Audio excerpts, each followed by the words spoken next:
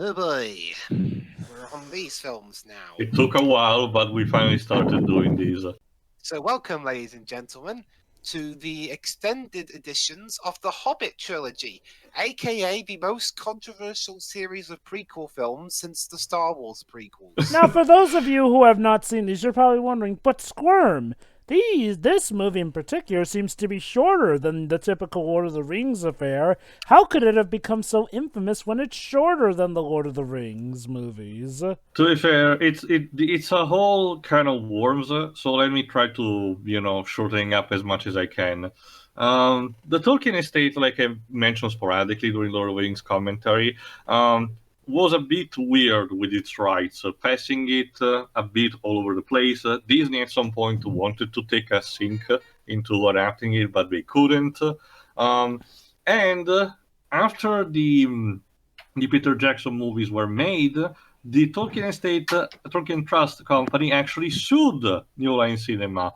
And if I understand correctly, it was for 75 million pounds. Apparently, that was one of the main factors on why New Line Cinema got absorbed fully into Warner Bros., not just with a Golden Compass, but the further research needs to be made. Christopher Tolkien later on apologized for the accident, meaning saying that while he was happy that the affair got resolved, the estate should have not, in hindsight, approaching that in that kind of way legally.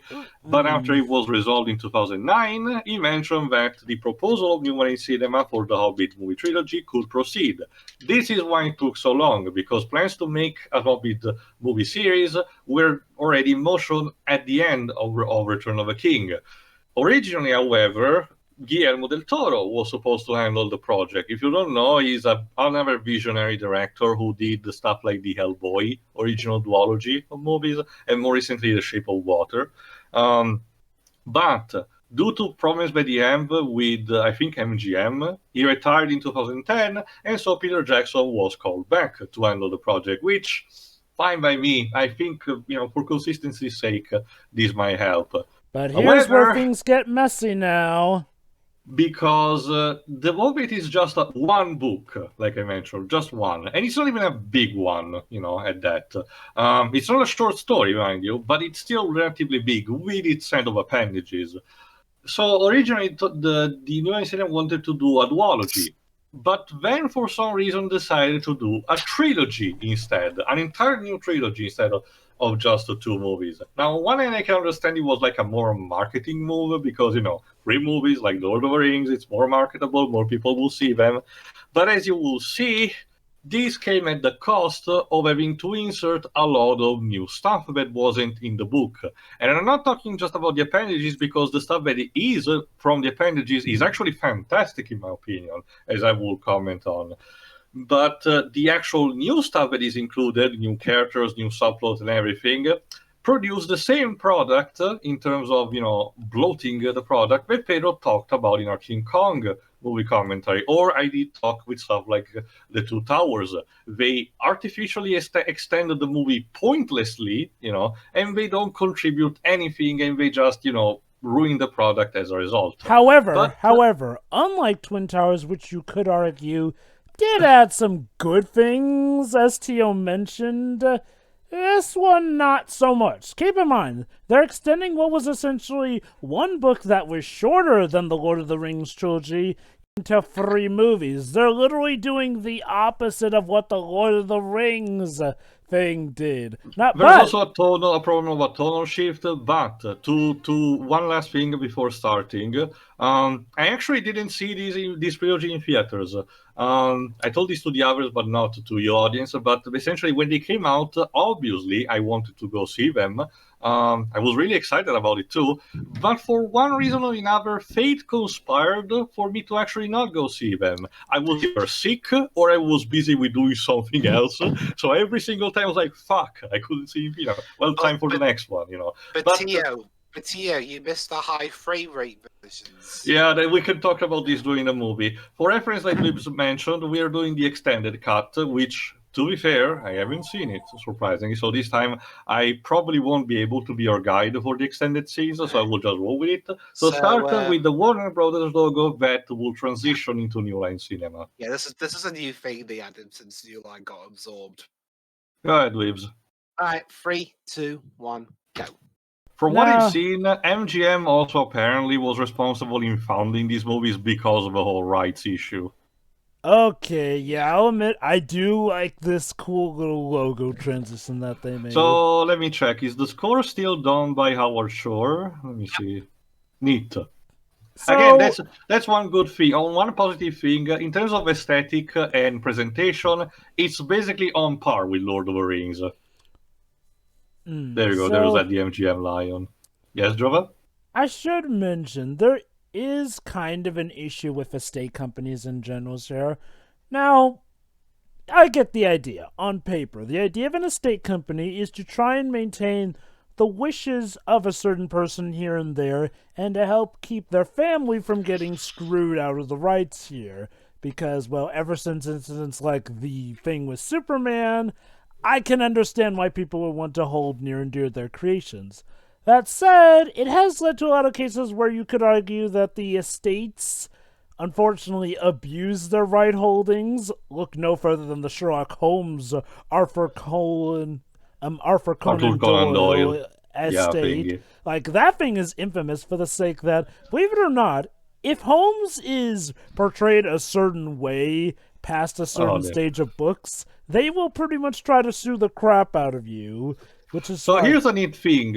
This movie is presented starting with the style of Lord of the Rings, with Ian Holmes reprising the role, reprising as old Bilbo Baggins, telling essentially, starting is the journal, the red journal that he writes in Lord of the Rings, and essentially for us seeing the recollection of his memories.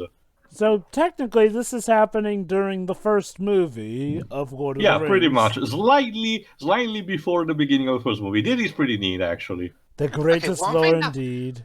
In terms of how the movie's filmed, one thing I've noticed that's a bit odd in these films is they have this weird bloom. I wonder if it was part of the special effects. I don't know.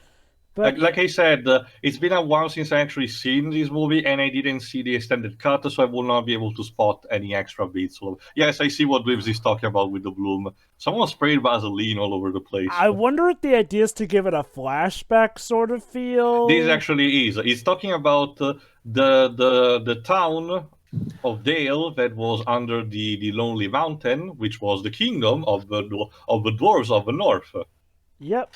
Yeah, but so you wanted to see more dwarves from the Lord of the Rings. There you go. Yeah, well, the problem is, Jova, the bloom was in the bit just earlier as well with old Bilbo.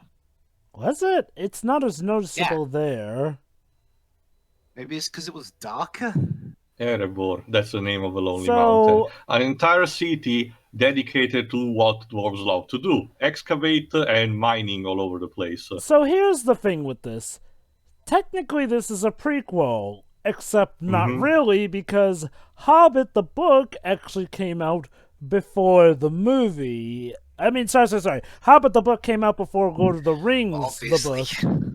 Well, So that was a problem because of how Tolkien was writing. Essentially, rather than having cohesively, he wrote pieces all over the place, and later on he put them together. Some of the stuff actually was pieced together by his children.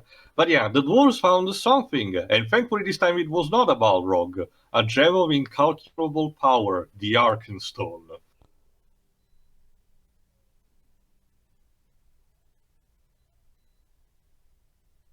The problem is that due to events that happen in the appendix, also the elves of Mirkwood, led by Thranduil. This is Legolas' father, by the way. Continuity. The thing is that the Arkenstone apparently has a sort of power of interest people, but more on that later. He literally has his eyes shining.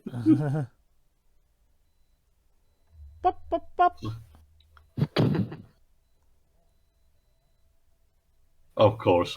Much like in a lot of other fictional settings, and like I jokingly mentioned in Lord of the Rings, dwarves and elves have sort of a always secular rivalry, which leads to borderline racist insults between each other. It's very common.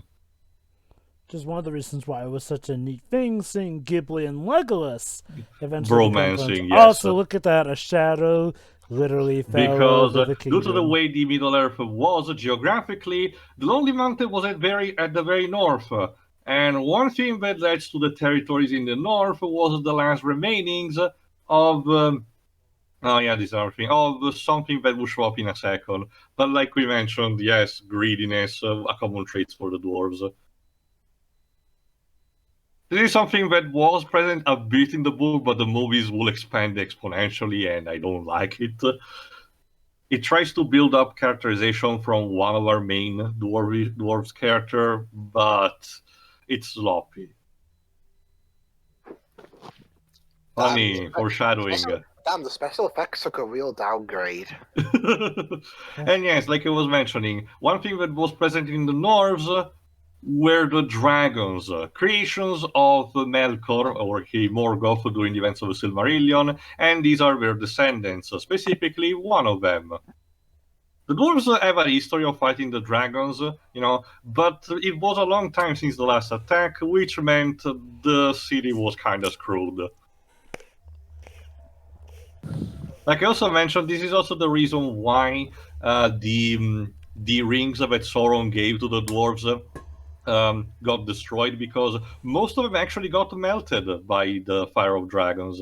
Mm-hmm.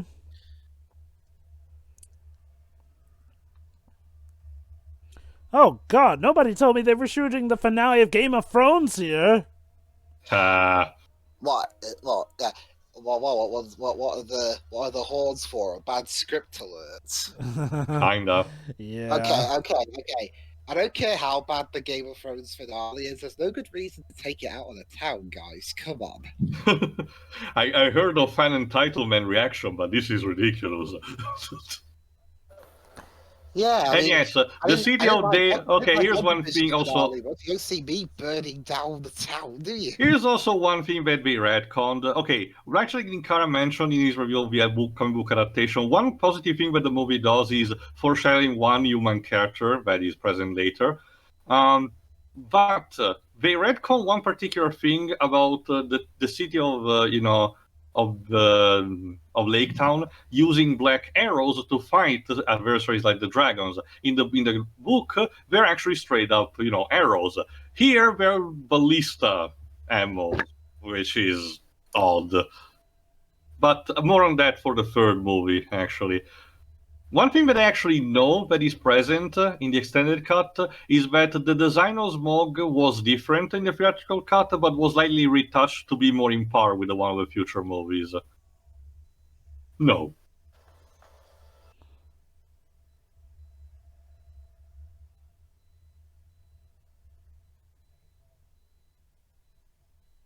And the dwarves of the north had to be scattered throughout the rest of the mountains. And of course, the dragon will guard his plunder. Because they're very stupid assholes. And of course, the elves could have helped them, but they did not help them before, so why we should be? After all, we're clearly not the more mature people here. Fucking assholes. Yeah, like I mentioned also in the Lord of the Rings, while the elves of Mirkwood are better than the pompousness of the ones of Rivendell, they still have their moments. I'll just say this, the elves don't get to say a damn thing about humanity's supposed greed in Lord of the Rings.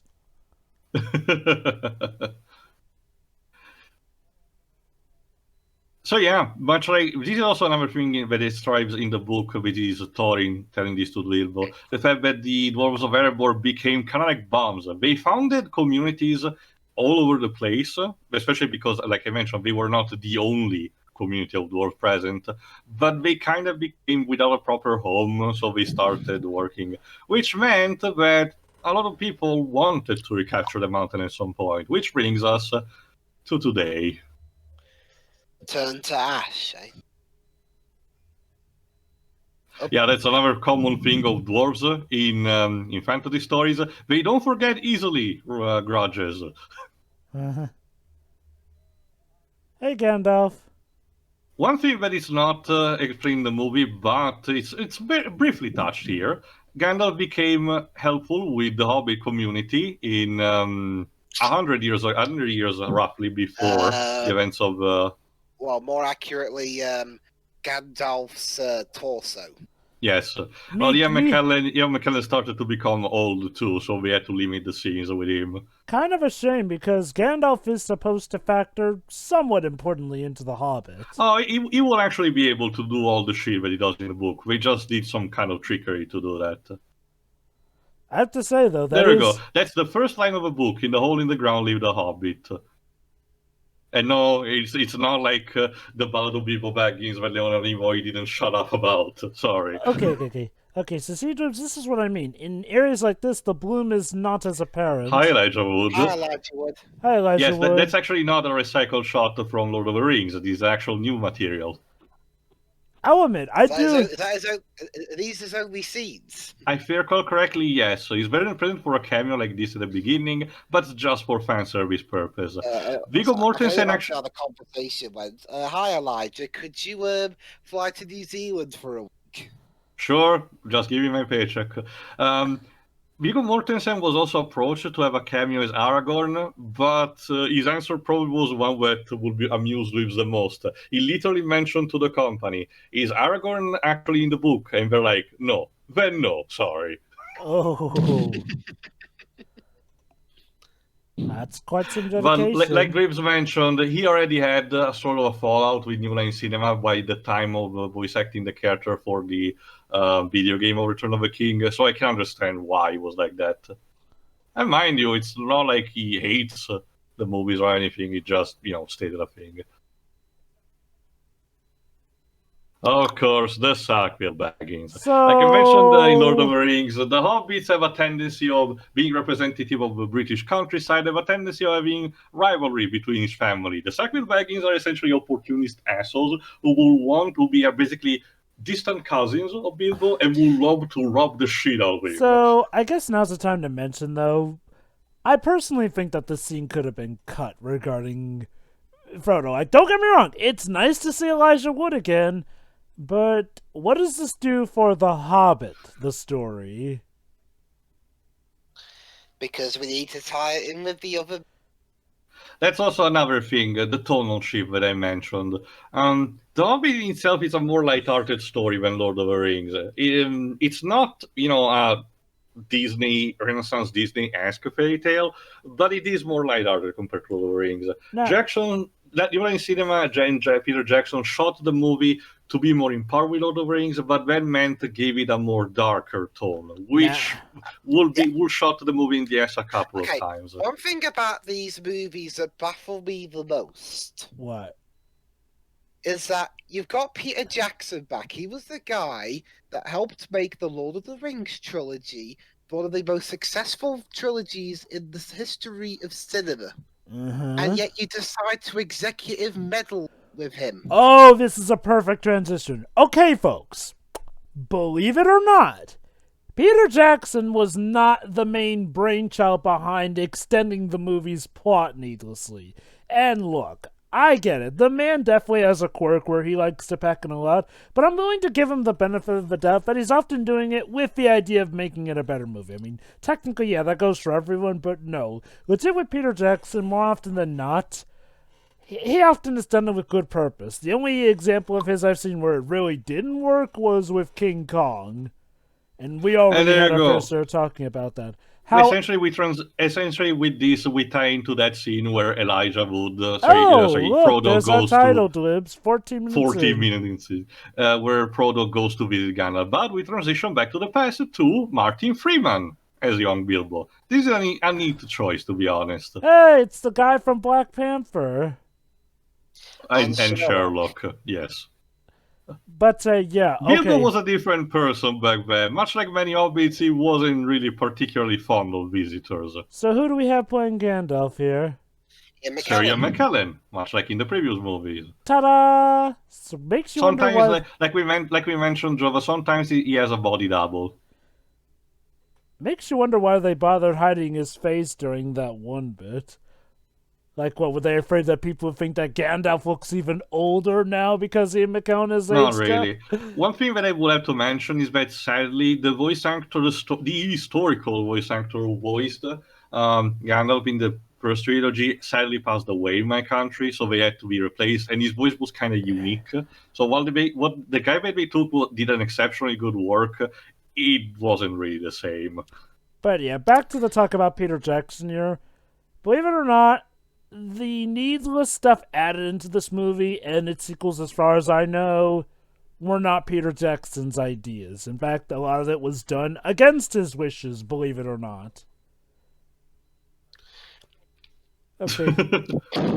Again, why would you do that? You bring back the guy that helped make your previous Lord of the Rings trilogy a huge, rousing success, and you decide to executive meddle with him. That'd be like if that'd be like if Warner Brothers brought back Christopher Nolan for a Batman movie, but decide to executive meddle in that. So, Tio, do you Yes. know any research that proclaims just how much the executives meddled with this and how much they not forced yet, to... to be honest.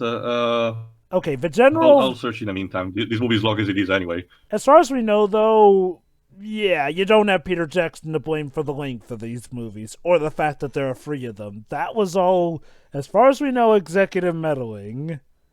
And... Yeah, because, okay, as like I said before, since New Line Cinema was absorbed at this point, albeit still slightly autonomous, we could pin a lot of the blame on the brothers here. And maybe MGM, I don't know. So, I'm curious. I think as a result of this direction, literally one of the 3 Hobbit movies feels relatively pointless, I The think. third one, Jova. It's, the third one. It does contain the stuff that is in the book, mind you, but 75% of it is made up. So, the third one, there and back again. I mean, Battle of the Five Armies. Anyway, Gandalf loves to put some graffitis just passing there onto Don't you Bilbo's just door. love last-minute name changes to films? Okay, did you need to jump scare him there, Gandalf? Yes, we're Jova, going back to Gandalf of the that's first Gandalf's movie. Well, I mean, this takes place before the first movie. So, Yeah, where Peter Jackson loved to use these close-ups, so... But, yeah, it really is a shame. And look, like I said, Peter Jackson ain't perfect, but I do feel a bit sorry for the man when he was kind of blamed for the state of these movies before, the truth got ousted. well, there were... Because what happened with Warner Brothers, since Harry Potter ended, were Warner Brothers afraid that these films wouldn't make money or something? Now, okay, for reference sake, this is my first time watching the movies. I actually have read the books. However, Me too. I read the book when I was in elementary school, so I don't remember a lot of it. Also, there have been some cameos, of course, for these kind of shots.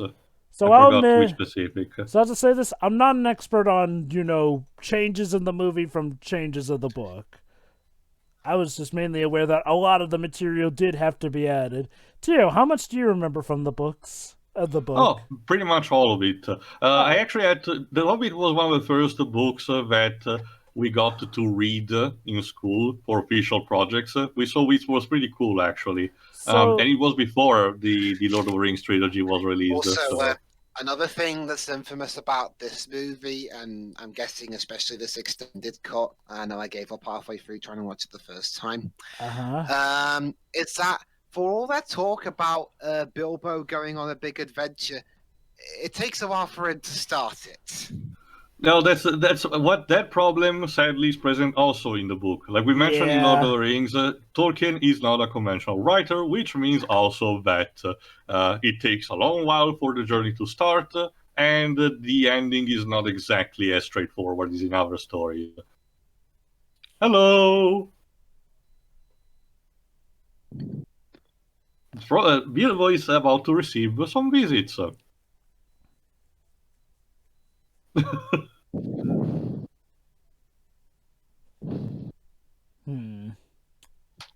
Very nice of you.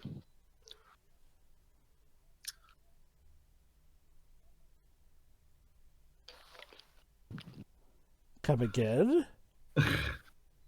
Guillermo del Toro, but got replaced.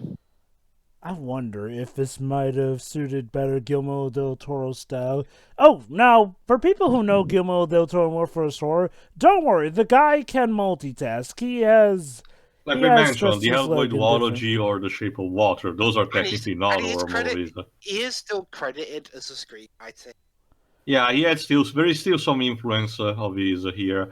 Anyway, I checked. It's mostly Warner Bros. The people who intervened when it comes to the decisions. But Peter Jackson admitted that he prefers the extended cuts over the theatrical one. So at the very least, there are versions of the movie is more tolerant towards. Though there is stuff that we have still to show, in the that will be present in the next couple of movies that will have that apparently nobody in the entire cast and production crew actually liked. But again, more on that later. Now, from what I understand, the main problems with these movies aren't inherently their stories or writing. It's mainly having to do with the pacing,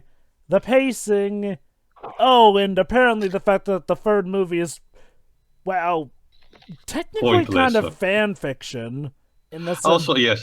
Anyway, lives that guy with the beard, with the white beard and hair, is Balin, the guy we saw the tomb of in Lord of the Rings. So as you can imagine, things are not gonna end up well for him. Also, just gonna say this. More so as this Tio. Regardless of the pacing, if you haven't read the book, would you say that you would still notice egregious problems with this trilogy? For the third movie, yes, because the third movie is a gigantic action scene when you get down to it, which in itself is not a big of a problem. Mad Max Fury Road demonstrated that you can pull that off. And this from the same studio. Well, yeah, I wanted to put that, but the problem is how it's portrayed, again, all in due time. Anyway, one thing that I kind of disagree on with what Linkar said in his review was to say that the book does not give personality to the different dwarves, because in case you don't know, the entire party here, instead of having the fellowship composed of 9 people of different races, here will be Bilbo, Gandalf obviously later, and 13 dwarves, each of them with their own names. But I do argue that they had personality traits, even in the original. A couple of them were twins. One was the fat one because we had those kind of stereotypes.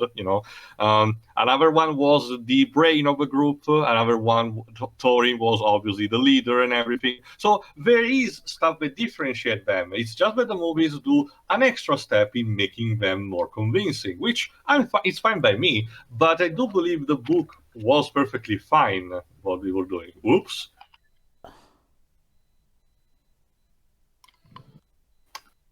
Did I do that? God, Merlin's beard, Gandalf, you're gonna be the death of me one of these days. Also, here's a Trevor trivia. There's a popular image that circulates, I don't know how much of it is true to be honest, that showcases Ian McKellen doing the set. In order to make this scene effectively, much like the other one in Lord of the Rings, we had to do multiple screenings. First, the one with Bilbo, in this case, the other actors, and then one separate with Gandalf standing in with props all over the place and a green screen. There's this particular photo that showcases Ian McKellen kind of being depressed, and apparently a quote that he says something like, "This is not what I signed off when I wanted to be an actor." But I gotta be honest, I don't even know if that's true or not. One other thing I will search in the meantime. One thing I've noticed in this movie is, for some reason, some dwarves seem human-sized, which... Not really. All of them are around the same height. The only difference they have is in their hairstyles and the type of beard. one uncharacteristic thing is that I don't mean that all of them should have the stuff like the Seven Dwarfs or Snow White type of beard, but some of them barely have it, which is a bit odd. Well, okay, during the opening segment, it felt like some of them were human-sized compared to other doors. Like That might be just a problem of cinematography or special Possibly. effect failure. I guess So the reason released, oh wait, hold on. theatrically in 2012. Oh wait, hold on, Dibs. I think the reason I noticed is because, like, okay, in the original Lord of the Rings trilogy, they mostly kept it consistent, and granted, there weren't as many scenes with the dwarves, so fair enough, but it is weird, though, for that to be an occurrence in this movie. What is this, hook while we're having the feast? Alright, so the film released in 2012. With a budget of? This one had a budget of $200 to $300 Also, And grossed? Whoop. $1.017 billion. Yeah. Like I mentioned in another occasion, while these movies have, their infamy in terms of reputation, they were still commercial successes. look. Anything connected to Lord of the Rings immediately had an advantage. Like, okay, That's why Amazon has spent $1 billion on their project. Like, Yeah. Okay, I'm gonna be honest. This movie could have gotten 0% on Rotten Tomatoes, and it probably still would would have have been sold. an immense success. Like, the dedication of the fan base is just that big. That said, though, didn't like the profits go down a bit with each movie? No, like I mentioned when you did ask, I forgot which specific occasion, but they stayed around the same, Oh, well, kudos on them for that. So yeah, poor Bilbo is not exactly happy that a bunch of dwarves just stormed in uninvited and ransacked and pillaged his house.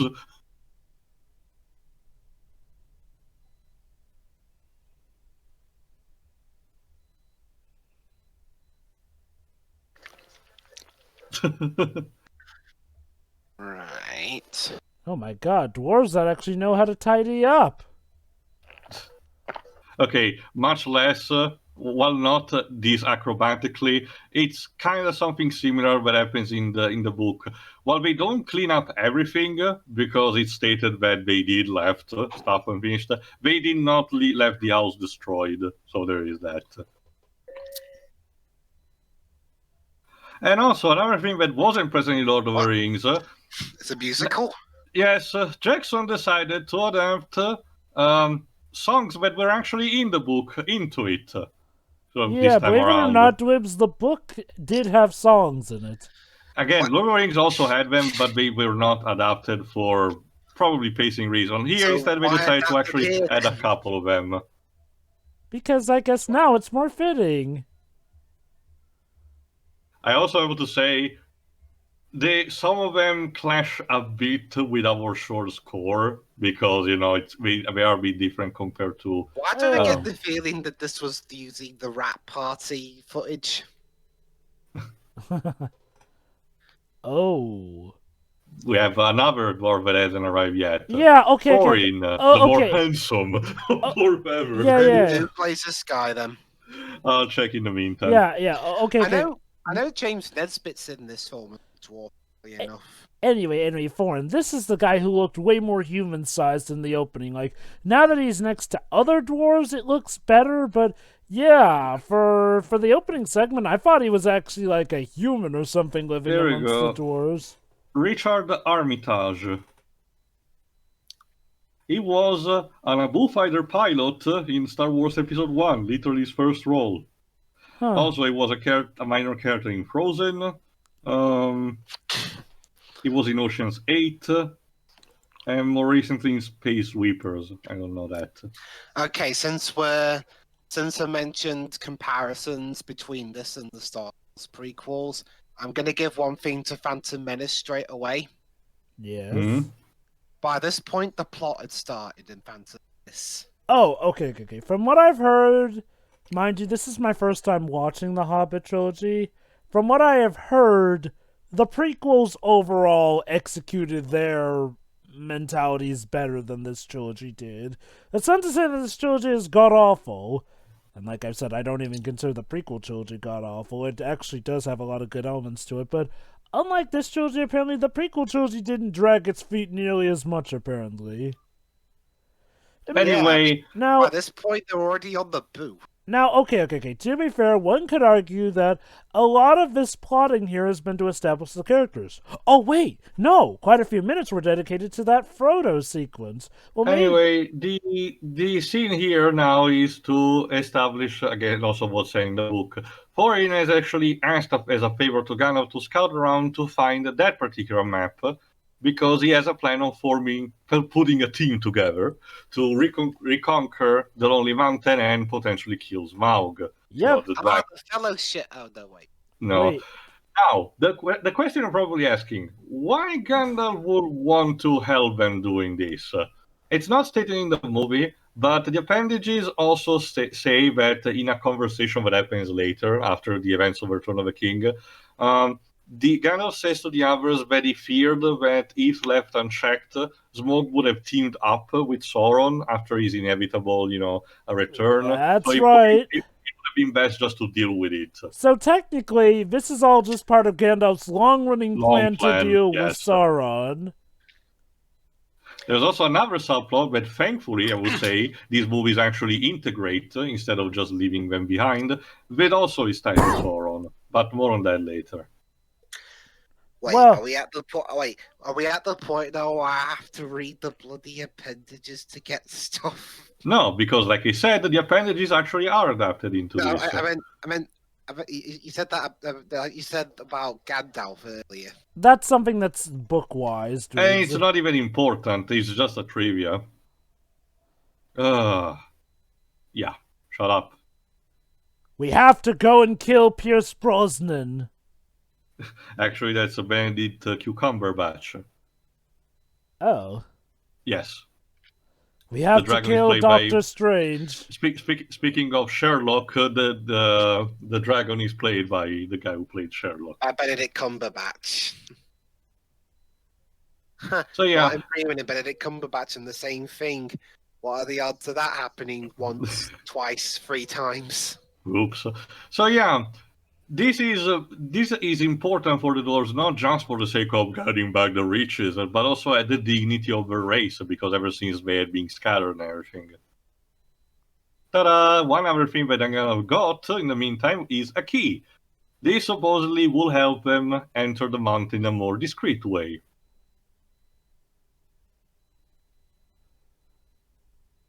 Now, the one thing that the appendages did mention, but it's not really important, is how he got the key. Like he mentioned from who he got, from a particular dwarf, but where he did found a dwarf is connected to the plot that will be adapted here, mentioning it later. Also, as you can imagine, the map is one-to-one the one that is in the book in terms of illustration. That is pretty neat.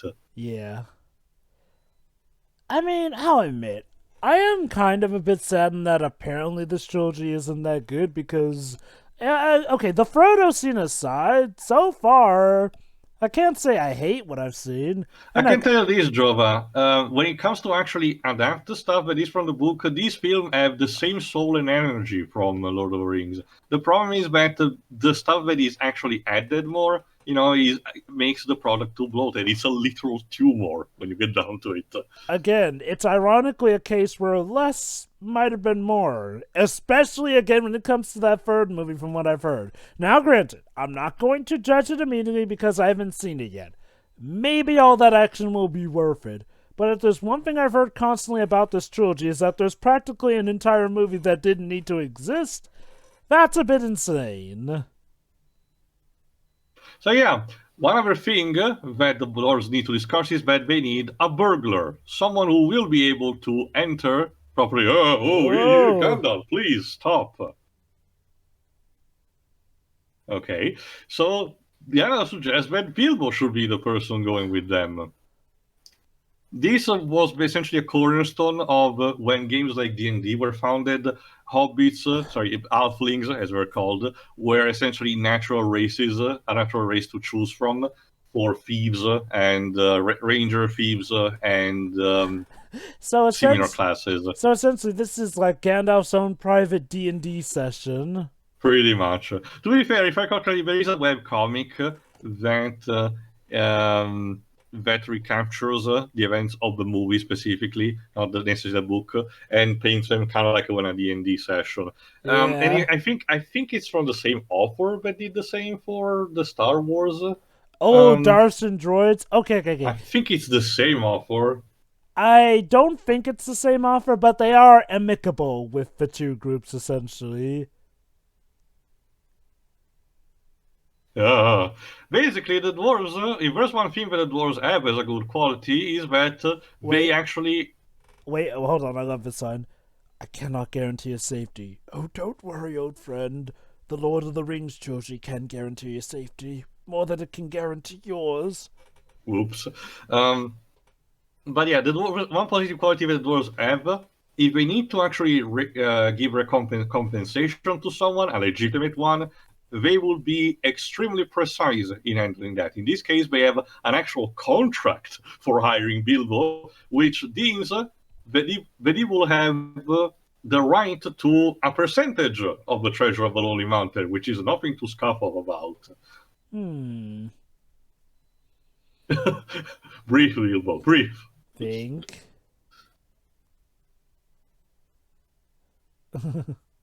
Yeah, that's the thing. Going up against a dragon, not exactly an easy feat.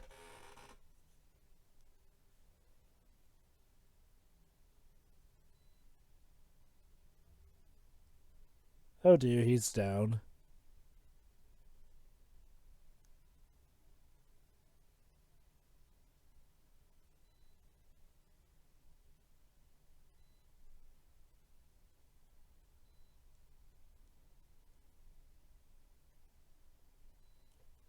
Oh god, are we gonna make another prequel trilogy about that? I think that it's not necessary to understand the fact that Gandalf became friend with the Hobbit community kind of by accident, by helping them fighting wolves during a winter, and ever since he started caring about their family. So he knows Bilbo since he was a child, essentially.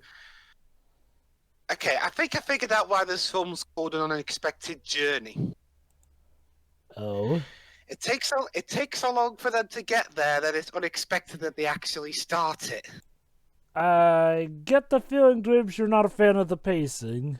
Okay, to be honest, I don't remember Not really, specifically. I don't specifically remember the timestamp, but to be fair, before actually Frodo started his own journey, we kind of took a similar time length before he left the Shire. Yeah, Yeah, but this is... stuff was happening at least. Again, I would argue that the only scene that really does feel like it was wasting time and was unnecessary was the Frodo scene, because again, for example, this particular scene also could have been avoided. Gandalf, or at least trimmed a bit. Gandalf essentially, to encourage Bilbo, talked a bit about one of his ancestors, which is one of the things that was explained at the beginning of Lord of the Rings, the entire family line of the Baggins.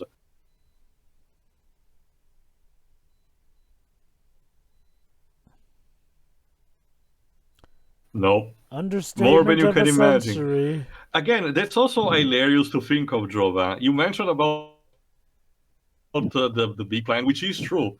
This is all part of Gandalf's big scheme to deal with Sauron, and yet for 60 years he didn't recognize the one ring that was under his nose in Bilbo's house. That's a legitimately mistake that he made even in the book. It wasn't a thing of, oh, he secretly knew all along and was just planning there. No. He did fucked up. When Sauron tells him that the leaf pipe rot his brain, he probably wasn't joking. Yeah, you have to wonder, do you think Tolkien was planning for that ring to be important from the get-go, seeing as how Hobbit was technically made first? I do remember specifically that The Hobbit was written, at least that bit of Hobbit was written before the major significance of Lord of the Rings, and only later incarnations of the books essentially reworded a bit the phrases to make it a bit more, as if it was the plan all along. But, okay, so essentially, a lot of the Lord of the Rings trilogy does fall onto a retcon. Not that there's anything wrong with that. Just food for thought. Mm-hmm. Same goes for the Silmarillion, basically, which is, like I mentioned, is kind of like the Bible of the franchise as a whole. Which I wish we'll still get an adaptation at some point. If I recall correctly, Tolkien was the kind of guy who would tend to rewrite his stuff, but not like, Yes, you know... And like I said, his children also had to put some pieces of a puzzle together after his death. Mm-hmm. So, oh God, so how how quote unquote complete was the version of The Hobbit that this movie is basing itself off of The more by the recent, time that the Jova. Lord of the Rings trilogy movie No, was it's made? not like it's still happening to this day. That stopped happening, I think, around the 70s or 80s. Oh, so I really do wonder why they didn't start with The Hobbit as the movies go. Probably again a rights issue. The Tolkien estate has a trouble development in how the rights to the property was passed all the time. It's kind Now, of if I recall correctly, it's time for another song. One of it's very popular also thanks to the marketing. Oh, if I recall correctly, it used to be that Hobbit used to be the more better well known of the two, but after the movie trilogy, Mostly Lord of the because, Rings became bigger. yes, mostly because it was just one book, which again could be taught in school, like mine, for example. And mine. Mm-hmm.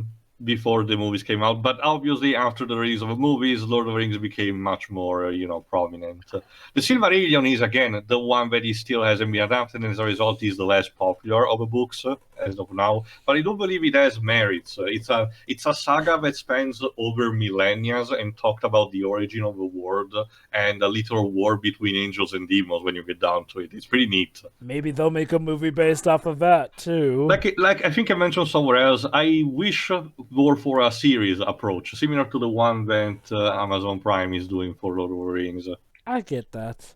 But yeah, from what I recall, back before the movies, Lord of the Rings, while beloved as well, was seen more as like, oh, that extra sequel that people didn't talk about as much as The Hobbit. Which again is ironic because nowadays, Lord of the Rings is probably the big money maker of the two. Well, and again, that's not to say that The Hobbit doesn't make Pretty money. much, yeah. I mean, it definitely does, but when you think of this franchise, you think Lord of the Rings, not The Hobbit. At least first. Which is weird, because technically, yeah, a lot more does happen in Lord of the Rings than The Hobbit. Again, that's not downsizing You have to The remember, Hobbit. chronologically, Lord of the Rings is the last thing that happens in the timeline. Sure, there is an aftermath of that, but Tolkien wanted the story to stop with the defeat of Sauron, you know. It only added the small appendages thing that I mentioned, like say every one of the Fellowship going to the west, etc. And the idea is that the Age of Man will start at the defeat of Sauron. This is kind of like a pre-function of that. Well, the Silmarillion is the definitive beginning of the tales of the world. Yep, Bilbo, they're totally gone, and you won't be forced to go on the adventure of your life. Can you imagine Dweeb's joy, the fact that we used all this time and then we still don't go to the journey? well, I'd be just relieved the film was over, but also kind of pissed. Oh god. Can you even imagine if there is like a Telltale style game where, Bilbo can choose not to go at this point and it leads to a game over? Totally. Oh, they left the contract. The contract. Yeah, it's a opposition to what Bilbo said. Bilbo describes the thing almost as if he had a fever dream. Also, what the movie doesn't do that is the fact that we decides to do is the fact that Bilbo decides spontaneously to go. In the book, instead, is Gandalf who greets him back in the house and he tells him, "Get your fat ass up and go back to the dwarves, bitch." Something like that. Definitely seems in character for Gandalf. What time are we on now? 43, 21, 22. It takes 45 minutes to get started.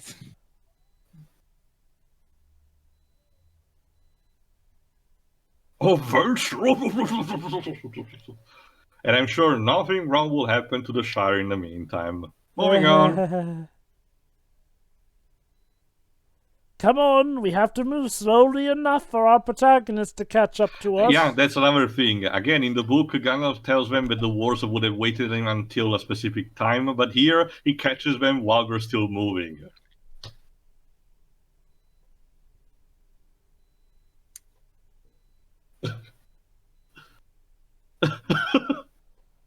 No, we just assumed you chased after us to return the contract that you didn't sign. You know, I wonder if I was actually the contract Martin Freeman signed. Yeah, let me check the other actors. For example, Balin. Since in these movies, Balin will have a bit more developed role.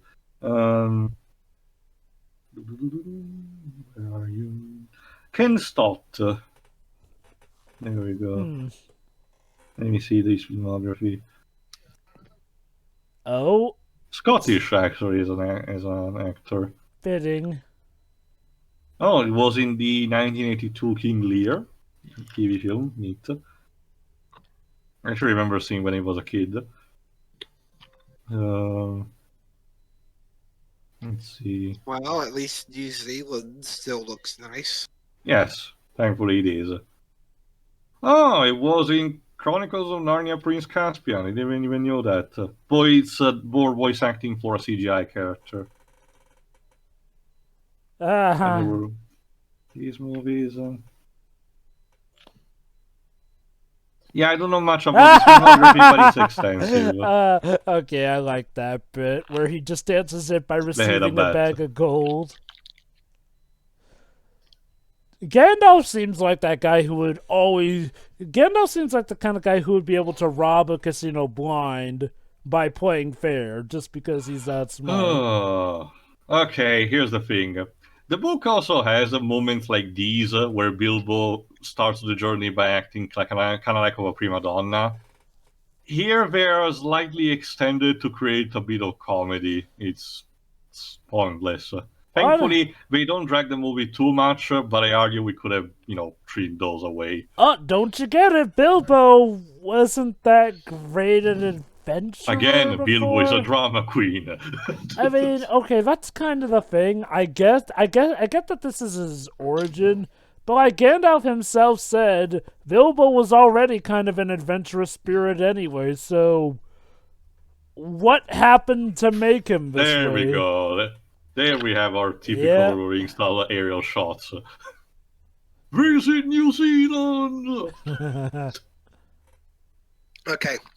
Another thing that was a bit infamous about this film was its bizarre attempt to have a release in like a higher frame rate in certain cinemas. Oh, yeah. The version we are watching is not that, and I don't even know if it's foundable in the Blu-ray. But Pedro has watched it, and he thinks it looks terrible. He tells stories about it, I just say. Like, he couldn't focus on the plot because he was so distracted by the waterfall king. In Rivendell, we will see it later. And I think he also recalled that sometimes the audio didn't sync up that well with the picture because of the high frame rate as well. Oops. Now, granted, from what I've heard, high frame rate stuff has been better mastered so that it doesn't cause audio desync. But still, it's such a... Because Gemini Man did so well with that. Oh yeah, Gemini Man did it to 120 frames per second. So yeah, unlike in Lord of the Rings, the journey of the Hobbit takes a different route, so we will not have to go to the same locations. For example, they don't have to go to Bree, for example, for restocking, they're just passing by. Which means that being the northern territories of the defunct King of Arnor means that there are orcs roaming around during the night if you're not too careful.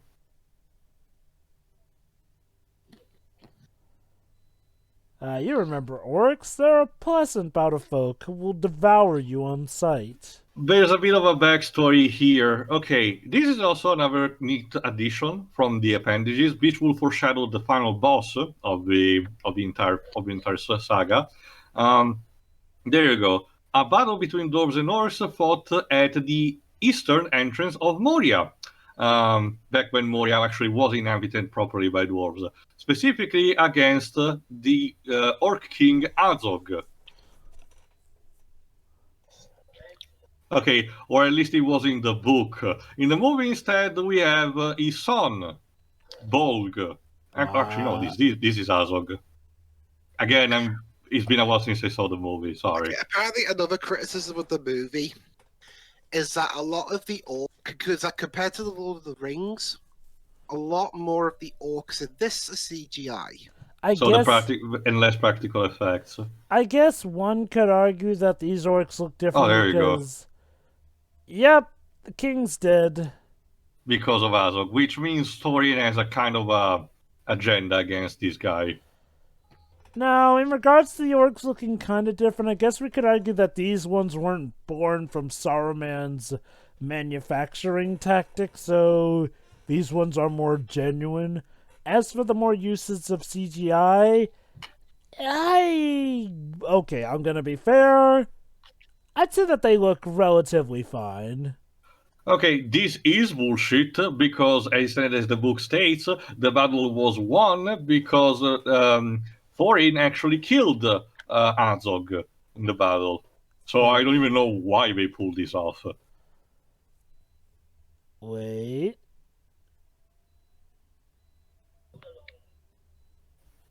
No, if I recall correctly, in this instead they do something else with it.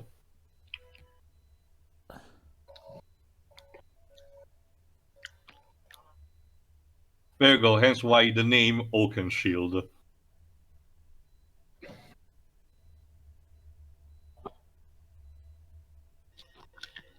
That is a very tough branch. Yeah, I remember correctly. In this case, Thorin mutilates Azog for some reason. And in case you're wondering, Azog is played by the same guy who played Lurtz in Lord of the Rings. Cute. One thing he learned that day, having your arm cut off. Just a little way to disarm the tension. I guess they kept Azog alive so that he can be like, But that's the thing. And I think that's how they won the battle. Again, sorry, audience, it's been a while since I actually saw the movies. My guess is that for the movie, they kept Azog alive so that he can later be a rival to Thorin. I guess. But again, the thing about the books is that the rival happens with Bolg, the son of Azog. And yet the idea to now this could have been that Azog is killed and Bolg watches the thing, meaning that could spark the rivalry. It is weird. Oh.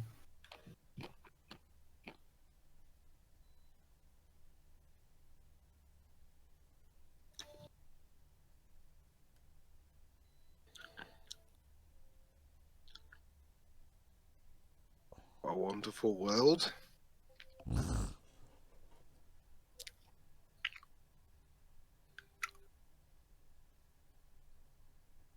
New king? Me, I took over. Yep.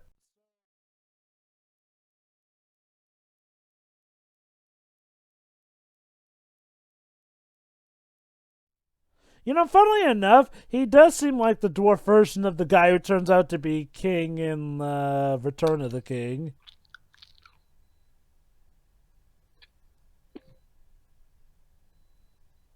Mm-hmm. So, Tio. Yes, sir. Well, he got his arm cut off. Is it just me, or does Thorin seem like, the dwarf version of the not protagonist, but, kind of sort of, let's call him second protagonist by Return of the King? Arwen. Oh, I guess. Hello there. I don't suppose that's his son. Yeah, this is a thing that wasn't in the book. This is the moment where the movie starts to diverge a bit. Again, in order to foreshadow the final boss of Battle of Fire Armies, let's call it that, we're gonna have a particular company of orcs stalking the dwarves and Bilbo for a while. Good plotting and foreshadowing. Okay, or I think this is another scene that has a bit of a neat addition, if I recall correctly. God, if only umbrellas had been created. There you go.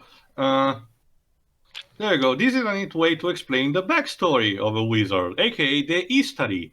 They arrived on Middle-earth to help the races there. Saruman is the White, the leader. Gandalf is the second in command, the Grey. Then there's Radagast. And two, were called the Blue, tried to migrate to the east and sadly never returned. They're left nameless for a reason. Uh-huh. Sure. Oh, absolutely. Okay. Sorry, no. Okay, to be fair, he's talking about Radagast now, not Sauron. Yeah. Who's Radagast played by? Sorry. Give me a second. Hang on, I Sylvester recognise him. Sylvester McCoy. Yes. Okay, he plays the seventh Doctor Who. Yes. Uh-oh. Now, Radagast is something that you would call more a druid. He's called Radagast the Brown because, he's in contact with nature, can talk to animals, can use them as, kind of like spies or, counseling. The thing is that the movie tries to make it a bit more goofy than it is. It's still goofy in the books, mind you. The weird shit associated to him is also within in the book, but they try to play it a bit more than usual. What you need to know that is actually pretty neat is the fact that this is the start. Role in years. This is the start of the actual second plot that was going on around the same time in The Hobbit and was not explained until in the appendices, but is very important also for foreshadowing for Lord of the Rings, the fight against the quote-unquote the necromancer. I will say this, the guy legit seems like this world's version of a bum. Like, I know he has a house, but the way he's dressed is literally like also the much like stereotypical look of a bum. Much like Sassy, he has a bird that lives in his hairdo. You're not Frollo.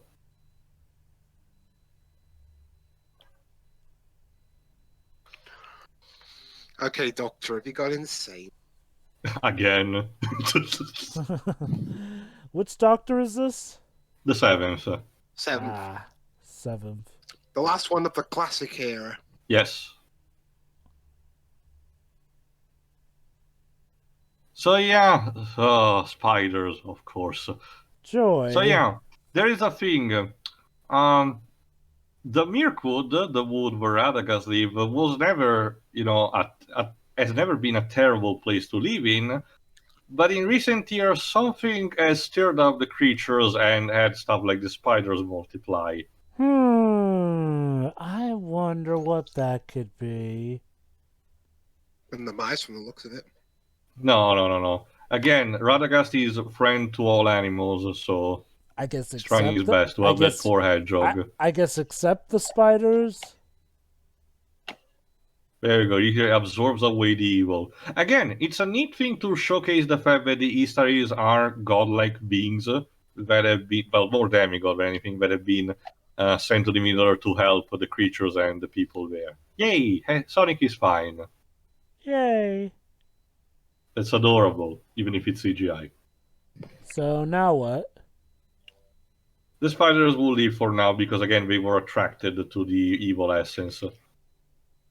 But again, this bodes ill because these things should not be like this.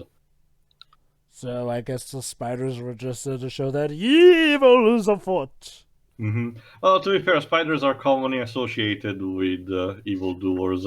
Remember, one thing that the Harry Potter movies did not showcase for the Deathly Hallows Part 2 is the fact that during the battle... Oh, no, actually, they did showcase the fact that the spider is actually alive with Voldemort. Huh. There you go. I forgot the name specifically, but this was once a Numenorian fortress, and that's where the Necromancer lives. But back to the Dwarves and the Hobbit. So, are we going to come back to that bum wizard? Yes. Again, Jova, one thing that I really appreciate is the fact that Jackson managed to make sure that the entire subplot of the White Council against the Necromancer was adapted in its fullest. So there is that. Kudos. Because in the book, we have scenes where Gandalf just drops away from the party, does stuff off screen, and then comes back later on and tells, "Don't worry, there was nothing going on." Which again, it was a pace breaker on his own. Instead, thanks to this, also we have reasons to showcase what he was doing. So, funnily enough, believe it or not, before we got the Hobbit movie, there was actually a Hobbit video game. Several, actually. Like I said, before EA acquired the rights to do the video games in the early 2000s... you kind of screwed the elves over, to be fair. It kind of goes both ways between the two. Yeah. Again, we have a historical rivalry. But there were actual video games based on Tolkien's properties for a long time, actually. Even back on the Super Nintendo, I think.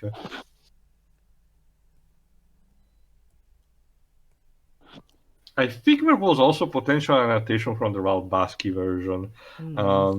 Speaking of, instead, an animated adaptation of the Hobbit actually was made by Rankin Bass, which I actually kind of like. It's not the most perfect thing in the work, but I actually like it. And yeah, Gandalf. Sorry, Rankin Bass. My bad. Gandalf's kind of like me at this point, rage quitting. I wouldn't say Gandalf's rage quitting, more so like, well... He felt a disturbance in the Force and had to go away for a while. Yeah, because the dwarves are pissing him off.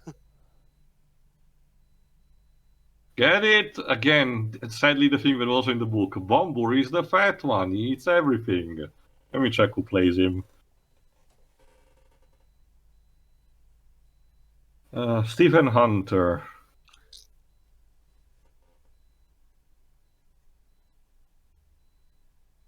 Oh, this was his literal first actorial role. Actually, no, the film actorial role. He was a TV actor until this point. Wait. So where did the other two go? I wonder. Maybe what's-her-name gabbled them up. No, Shelob is still far away from here. Does she show up in the Hobbit trilogy? No, because there's no sense. She always stayed near Kiritungol, so it's far away from this place. I wonder, does she rule over the spiders as one of the most powerful people? No. While spiders actually revere her as a superior entity, she prefers to stay alone. Huh. Because you have to remember what he said in Return of the King. She's the descendant of Ungoliant, which was essentially a giant malevolent entity on its own. She's not there to rule, but instead just to mind her own business. But she's not a nice person. And then she tried to kill two hobbits and got off by one of them. You win some, you lose some, Drover. Again, how's that for what's arguably the most powerful being in all of existence? Off by Sam. Ooh. Okay, here's the weird thing, because it's a thing also in the book, which creates a bit of dissonance. The book, this book particularly has creatures like the trolls, who in the previous movies, if you recall correctly, were only mindless beasts.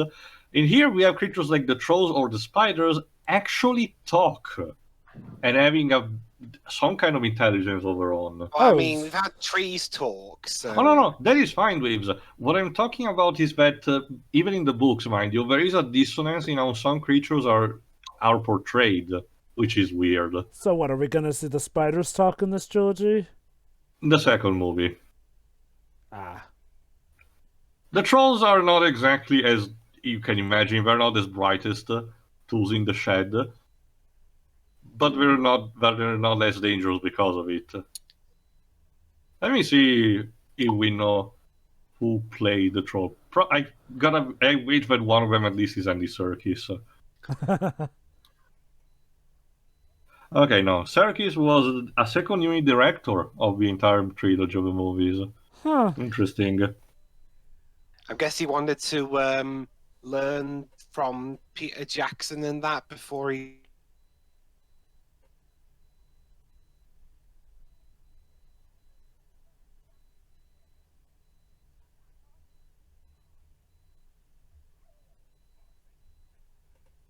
I gotta say, that is not something I expected Andy Serkis to be directing. Okay, one of the trolls is Mark Hadlov, who also plays one of the dwarf, Dory. One other of the stone trolls is Peter Hambleton, who plays Glowing, another one of the dwarf. And the third one is William Kircher, who plays also one of the dwarves. So basically, they recycle a couple of the dwarves actors for the trolls. Fair enough, I guess. Sure. Ooh.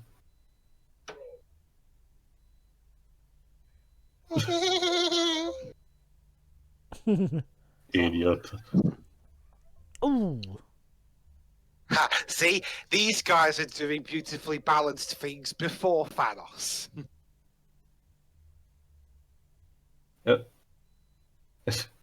Bilbo, roll. You have to do decent rolls for streaming stuff. Oof. Yeah. To be fair, this is a good gag without necessarily needing to be a fart joke, so applause for the movie for that. We could have easily go through the lower common denominator. Hello! Thank you. I didn't need much to stay in my stomach anyway.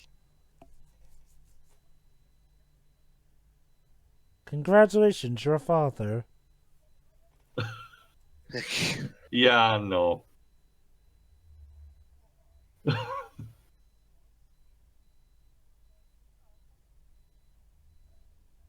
Please don't. God.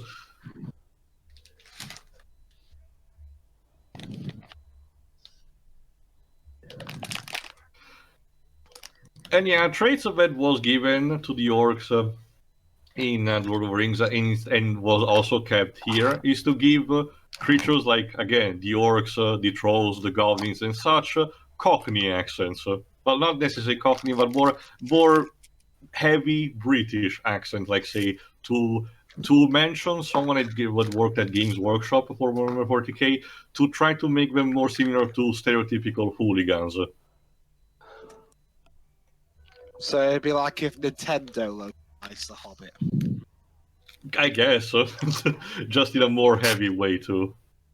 So Bilbo, are you really feeling it? Okay, here we condensed a bit the scene. I'm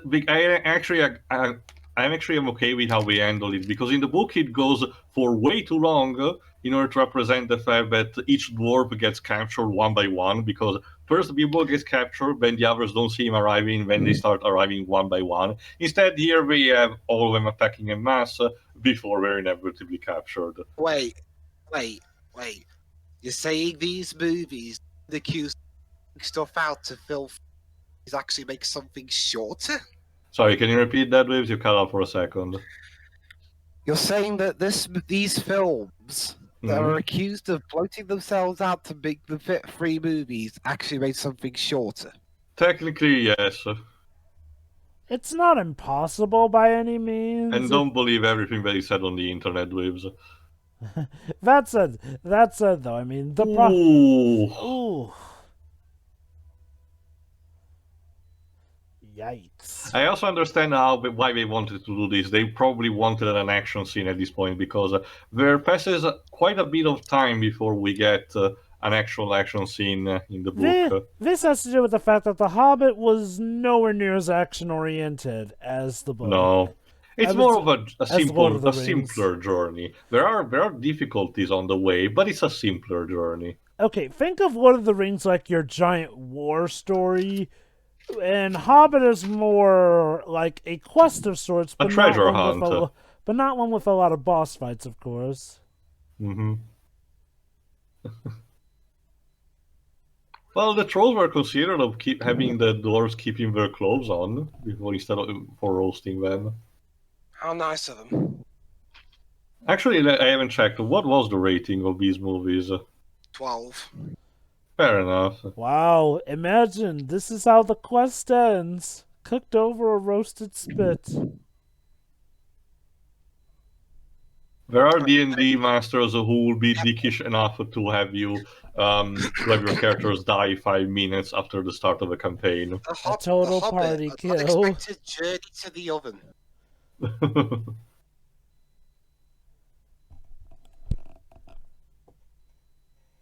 Ah, this old trick.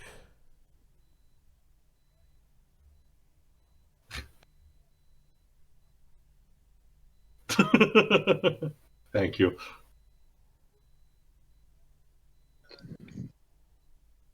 Yes, and in case you're wondering, yes, this was also in the book. Bilbo essentially taking time in order to formulate a plan.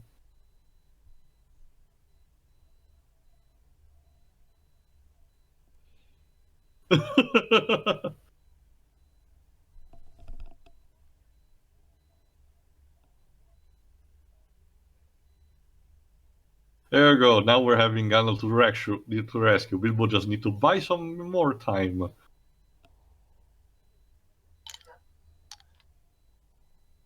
Yummy.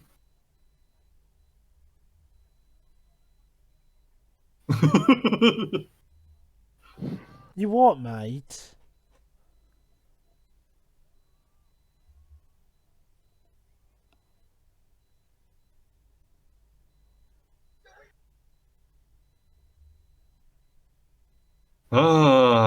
Yeah, that's another thing. He's Most trying dwarves to are- save you, dinguses. Most dwarves are kind of like Drax, so they don't know. They don't actually get the hint until way later on.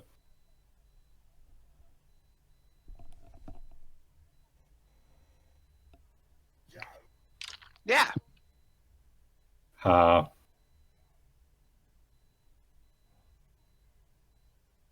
Oh dear.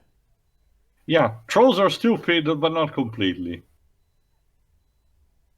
Hi, Gandalf. Took you long enough. I was waiting for the most dramatic entrance possible with the sun rising. Yes, and it also these particular trolls, were stone trolls, apparently are allergic to sunlight, which turns them into stone. And giving credit to what, to again for consistency's sake, they froze in the same position where we found them in Lord of the Rings. So at least they actually stay consistent like that. Pretty nifty, huh?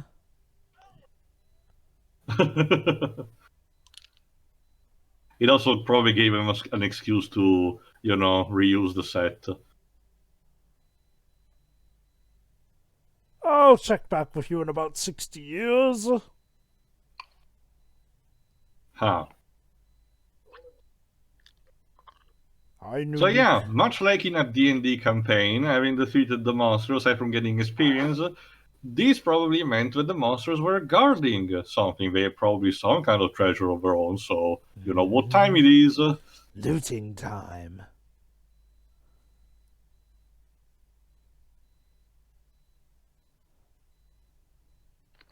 I wonder what he's referring to.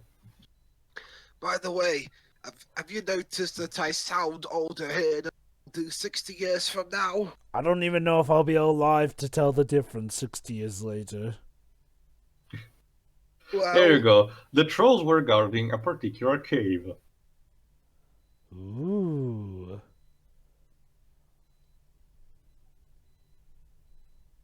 Yeah, dipshit, what do you think?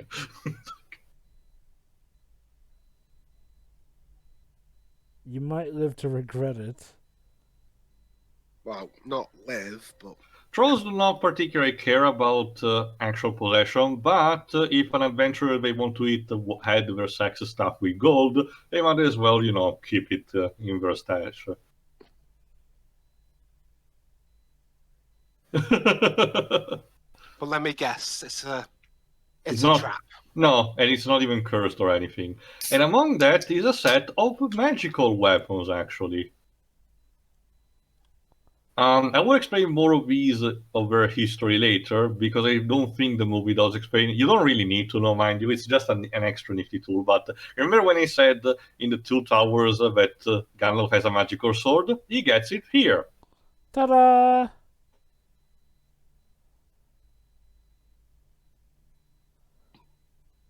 Oh, actually, it's explained now. This is a neat cameo from the Silmarillion, something that was also in the book. Yes, Gondolin was a city from the old world, talking about millennia ago, mostly ruled by elves, and they were master blacksmiths, meaning that they forged some of the best magical weapons of all time. So yeah, better keep those. Just hope you don't get banned for hacking into the server walls. Basically, they just buried the treasure for now, and hopefully when we come back to the journey home, they will get that. Ah, yes, the old pirate technique. X marks the spot. Before anything else bad happens to us. I wonder if Ian McKellen was actually. Oh, I wonder how long after filming these films he did. what is this? He did Days of Future Eh? Past. Huh. A smaller sword suited mostly for children. So let's give Bilbo some proper equipment too, shall we? I was just saying. Yes. I wonder how long after this filming this that Ian McKellen did Days of Future Past. I actually don't know. Oh god, this Oh, and there was also that cameo we had at the end of the Wolverine. Yeah, I remember that. I don't know why, but this movie feels like it's something that was released later than 2012, but no, it was in 2012. No, it was 2012. But yeah, much like I mentioned in Lord of the Rings, the sword that Gandalf has gave to Bilbo is the only magical thing that it has, aside being decently sharp. It's a glorified orc detector. It glows blue if they are nearby.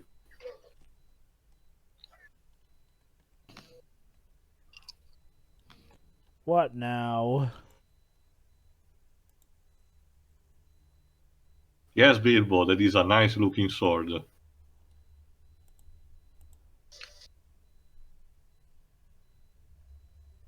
What the heck? It's Radagast. Okay, this thing admittedly was added in the movie, but it kind of condenses a bit events because in the book, Gandalf visited Radagast during the time he was absent between the troll attack, essentially. Here instead, they just added it here, so it's more of a case of a scene that's reproposed later.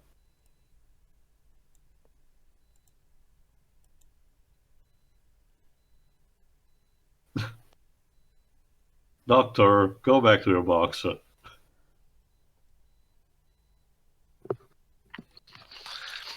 Yeah, right.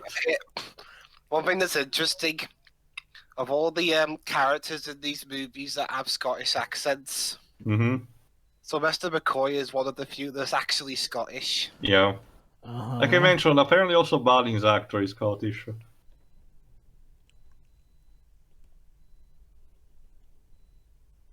Mm-hmm.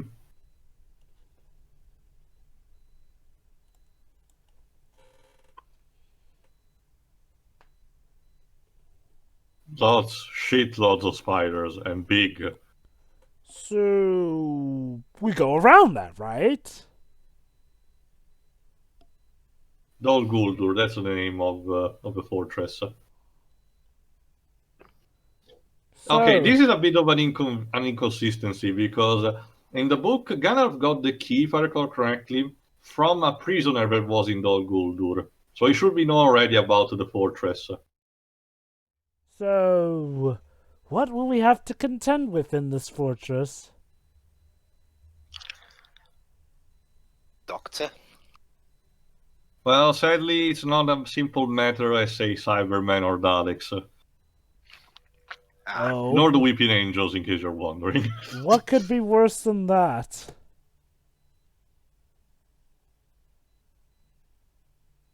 Again, a necromancer.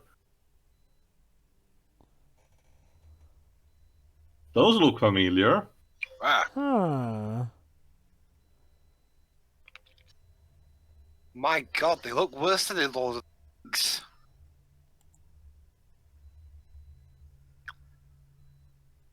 Whoa. What the heck? Okay, that was some weird camera working there. It's a trick similar to the it's a trick that was used similar to the one in Jaws. Remember, the camera is zooming like in while it's moving physically out, or the opposite. I forgot. So yeah, apparently an evil being with magical powers is established in a fortress at the southern part of the Mirkwood, which is a problem, meaning that the White Council will have to talk about this. So, how much does this have to do with the overall plot? With LMAO. Yes, Jova, sorry? I do wonder if this could potentially be a pacing breaker that the story didn't need. Okay, you have to remember, Jova, that one, the interruption was there already in the book. The only thing that was not told directly what was Gandalf was doing, and that's what happened instead in the appendages. So implementing here made a bit more sense. And two, it's decent foreshadowing for the events of Lord of the Rings. And considering the darker tone this trilogy goes for, I actually would rather have this kind of thing here. Fair enough, then. I guess it's just like, well, I think it's this scene where I'm starting to feel like... a warg. A what now? A warg. Again, this fight scene also is added in the movie because again, it's part of that thing about the orc squad that is spying on the group. I guess, okay, so yeah, this is technically from the book, but I'll admit, this one does feel like it's sort of pushing it a bit with treading off the path towards our original goal here. And look, I'm not going to act like Lord of the Rings wasn't kind of guilty for that, but at least with Lord of the Rings felt like essentially it was one big excuse to see the world here and there, because, well, it was legit a war spanning across the entire world. So Ooh. it made sense seeing all these different things going on around the world here and there. Whereas with this movie and this trilogy as a whole, the focus is a lot more, well, smaller. So it feels like, when we do all this other stuff, it does feel like we're veering off the beaten path in a sense here towards our goal here. Again, maybe that's probably not the case, but it is kind of what it feels like, and I'll admit the length of this movie is a bit It's also the fact that I get the idea that they wanted to recreate a sort of a tension of the fact that the hobbits needed some tension before reaching Rivendell, So No, similar to mimic the fact what happens in Lord of the Rings. now look, I know it obviously can't be the case, but retroactively, it does make it feel like The Hobbit was essentially just a setup piece for Lord of the Rings. That probably was. Shit. Oh. So yeah, Radagast is trying to act as basically essentially the Vate with his adorable bunny slide, while the dwarves will try to actually stealth away.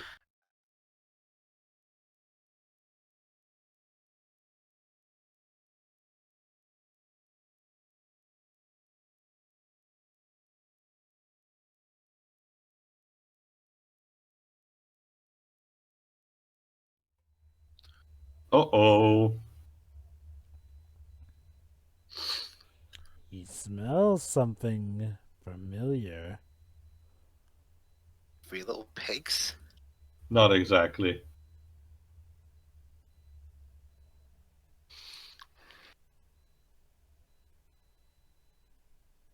Yeah, go ahead. No scope him. Just look. Yeah. You there yet? No. Literal 360 no scope. Oh! Almost there, dudes. Unfortunately, he sent the alarm before he could be killed. This presents a problem. Mm-hmm.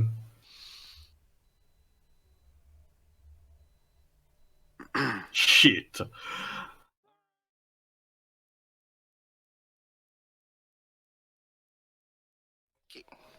Ha! Yeah, seriously, run! Epic music plays. I love that when it says that in the subtitles. To be fair, while it's not probably as much as the one in Lord of the Rings, I still like how our short score for these movies. At least, again, I like this kind of consistency too. I get the idea if there had been another type of set of crew, like say another director, another composer, and anything, this trilogy could have been even worse than it is now.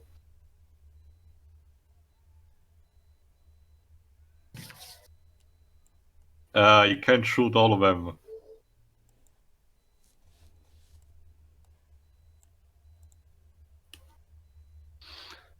Gandalf abandoned you, Christ. Again. Yeah, seriously, why a slingshot? That's like having a laser slingshot in Star Wars. Oh, wait.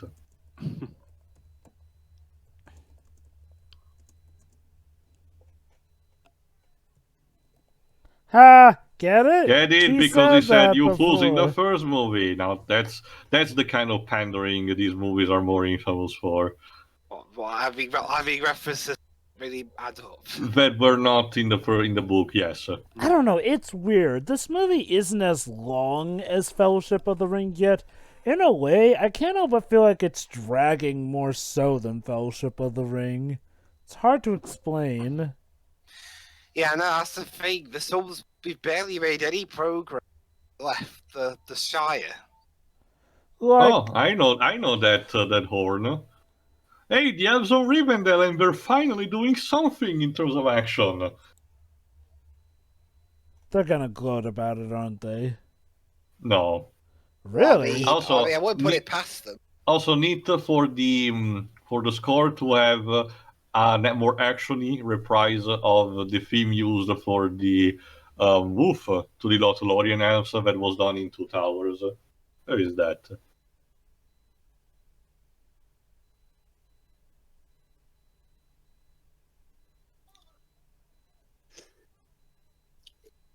I'd have made you leader.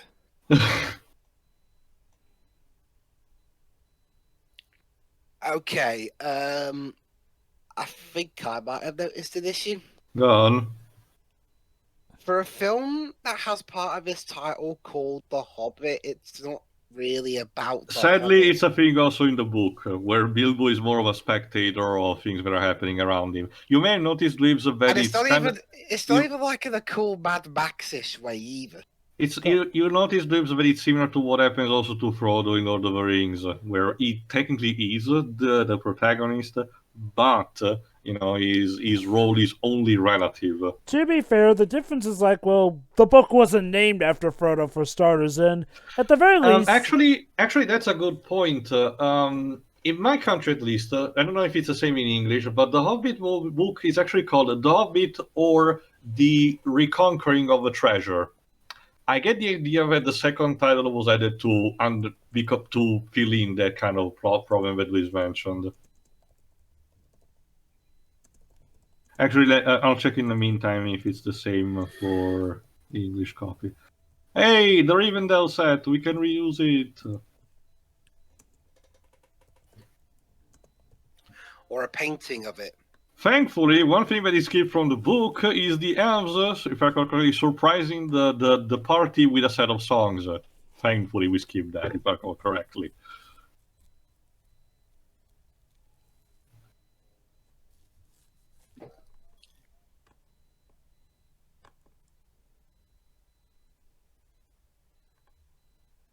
Okay, no, the book in English is called The Hobbit or There and Back Again, which I do believe as a subtitle could also fit.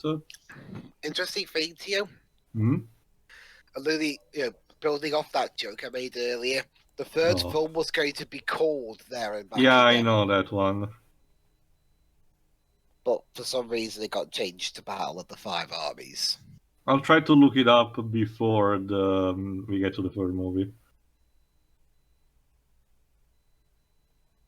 Yeah, just essentially pay your respect because the elves tend to be snooty, so It was around understand this. the position. It was around this point when I first tried to watch the movie that I just gave up. wait, are you talking Okay, if I about this recall- movie or the later movie? Yeah. This movie, yeah. Okay, If I okay, recall so correctly, around these scenes is the waterfall that Pedro could not actually litter even. Dwibs, have you Hmm? seen? Is it just this movie of the trilogy that you've seen, or have you seen like all the movies, but you were never able to get through completely any of them? No, I've only seen this one, and even then, this is the point where I just stopped and gave up. And you stopped because of the pacing, or Yeah, because it was moving at the speed. Actually, no, I was going to say it moves at the speed of a glacier, but that would be an insult to glaciers. now again? Here's the thing: maybe if these movies weren't spread into maybe if The Hobbit hadn't been spread into 3 different movies, we wouldn't have to pad out the stuff here and there. But that's what they did. This is like one of part of the court of Elrond. He didn't show up in Lord of the Rings because his role was relatively minimal, literally like one line. So I get the idea why he wasn't adapted there. So Elrond's just not here then.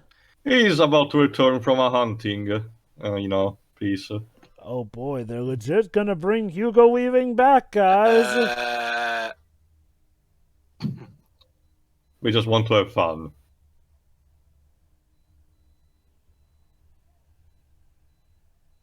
It's funny because Rivendell was actually not that far from the Shire when you get down to it. No. Well, They took the long way. because Well, it took them a few days. Also, hi, Hugo. And yes, there it is, Agent Smith again. Well, I think Hugo Weaving is Australian, Mhm. so And legitimately, he's also important. His character is important also in the book.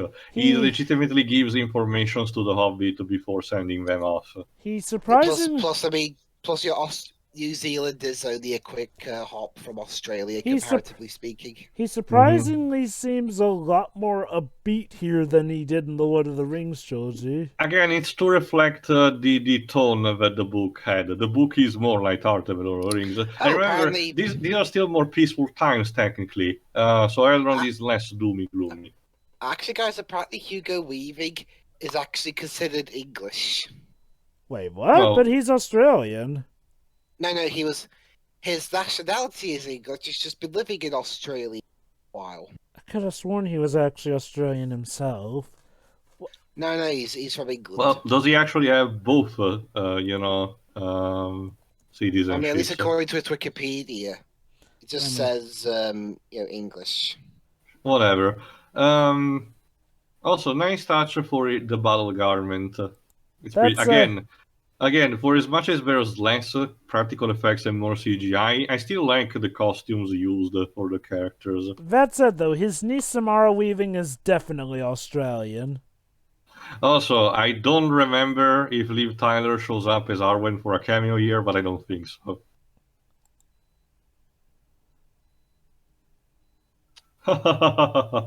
Well, I mean, but seriously, though, like, his character, sorry, what's his character's name? Elrond. Oh, yeah, Elrond.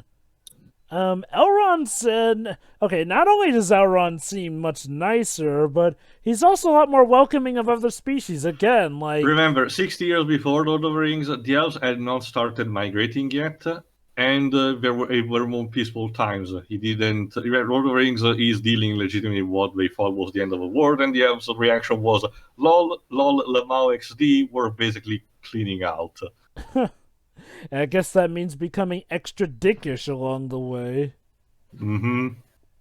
More pessimistic. I'm glad someone's having fun. Okay, it's a bit easier, I think, to watch this film with other people. Yes. Watching this on my own felt like, ugh. Oh, trust me. If it were me on my own, I probably wouldn't have really. There you go. One thing that Elrond does is to analyze the blades that we got from the trolls and tell their names and what their function is. Okay, I think Because my. of Gondolin. Elrond, like I mentioned, Elrond is not one of the firstborn, but he lived long enough to understand these kind of things from the old world. I think I'm starting to get my big issue with this movie. It's starting to feel like it has no merit except just to be set up.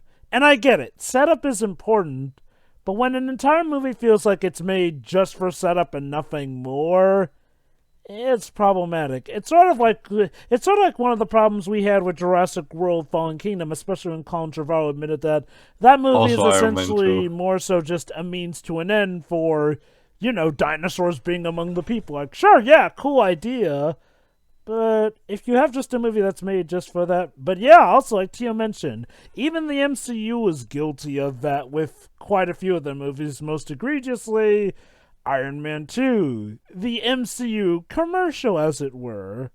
Like, legit, all you need from Iron Man 2 is just Tony making a new reactor. And Rhodey getting the War Machine suit, but honestly, we could have easily have done that in the first Iron Man anyway, so...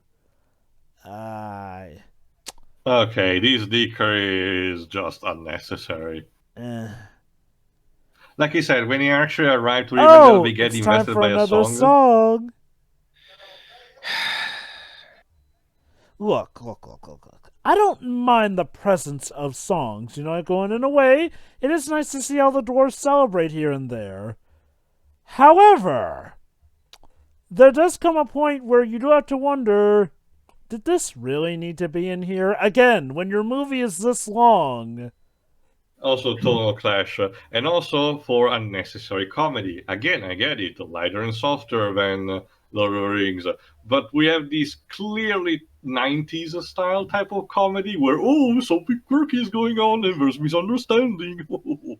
I swear, if it ends with the elves getting mad and throwing them out, legit, all the scene was just so that... No, thankfully we don't do that. The dwarves have their own separate place where we actually rest. but that scene was just there to set up the fact that they do things in their own way. Yeah, I'll admit, I feel like we got that enough from the dwarves here. Again, like I said, we should have totally skipped that. No, and again, I don't even know if it's an addition from the extended cut, for all I know. Oh yeah, that's right. Wait, is this your first time seeing this movie? Yes, like I meant, no, specifically the extended cut. I already saw the movie 2 or 3 times, but it was the theatrical cut. Anyway, this is actually instead a scene from the book, which is important because one thing that Elrond has to do is to decipher the Elvish runes that are on the map and telling them what exactly are related to the Lonely Mountain and how they can enter from there. Wouldn't it have been funny if that meant Elrond was gonna come with them on their quest?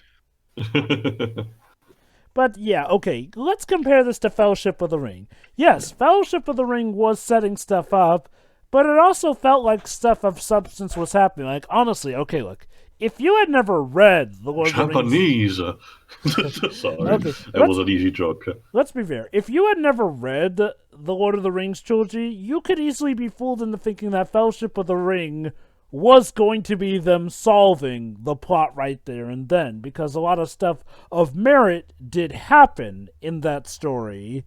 This, I feel like by this point in the movie, even if I hadn't read The Hobbit beforehand, I would have still felt like, yeah, we're definitely not getting this wrapped up in this amount of time because not much has really happened.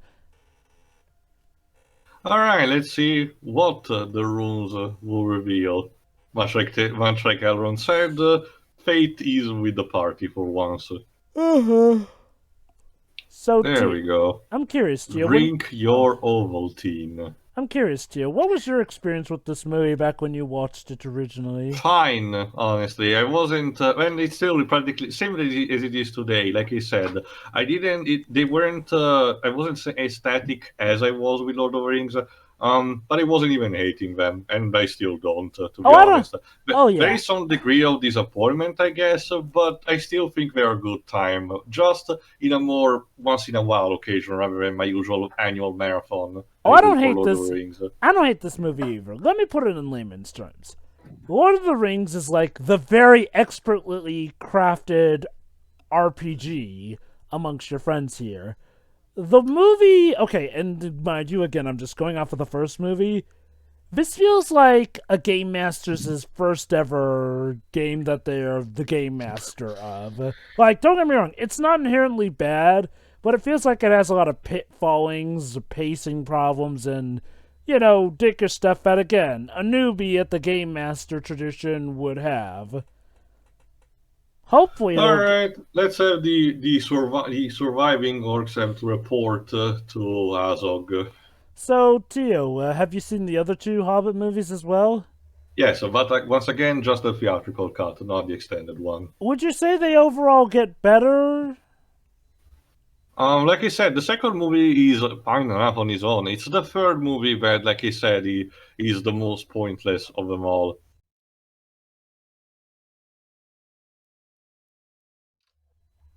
Yeah.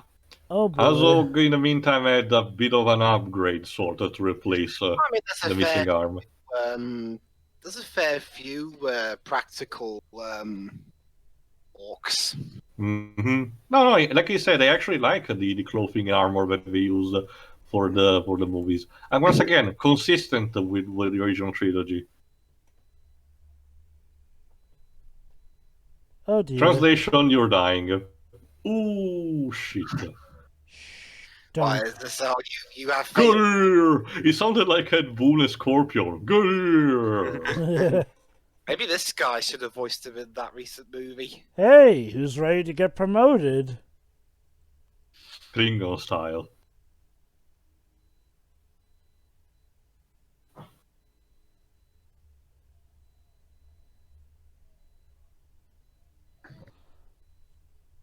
It's so interesting seeing the orcs be in charge of their own fate for once.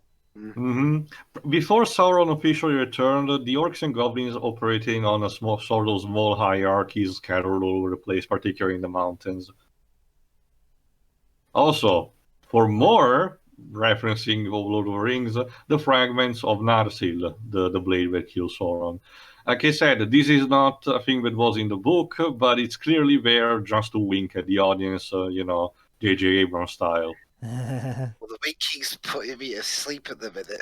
I like the painting, I still like the painting. So this particular edition is not as pointless to me as say some others, but I get the idea of why it could have easily been cut away.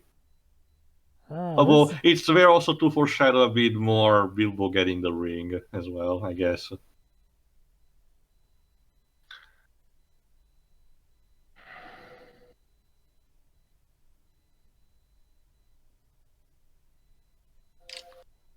Do you hear that? It's the choir singing in the background, Bilbo. Mm-hmm.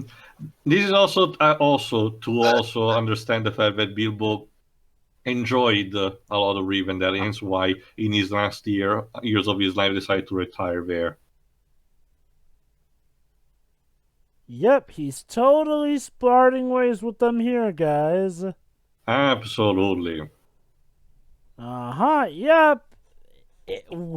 We've been going about an hour and 40 minutes, but he's totally not coming. Okay, I don't know if this was in the book, but even if it was in the book, skip it. Like, anyone who has seen a movie knows he's gonna go with them, and it really doesn't make any sense for him to be constantly I don't even hesitating. think it was. Like, okay, yeah, this is just padding, honestly.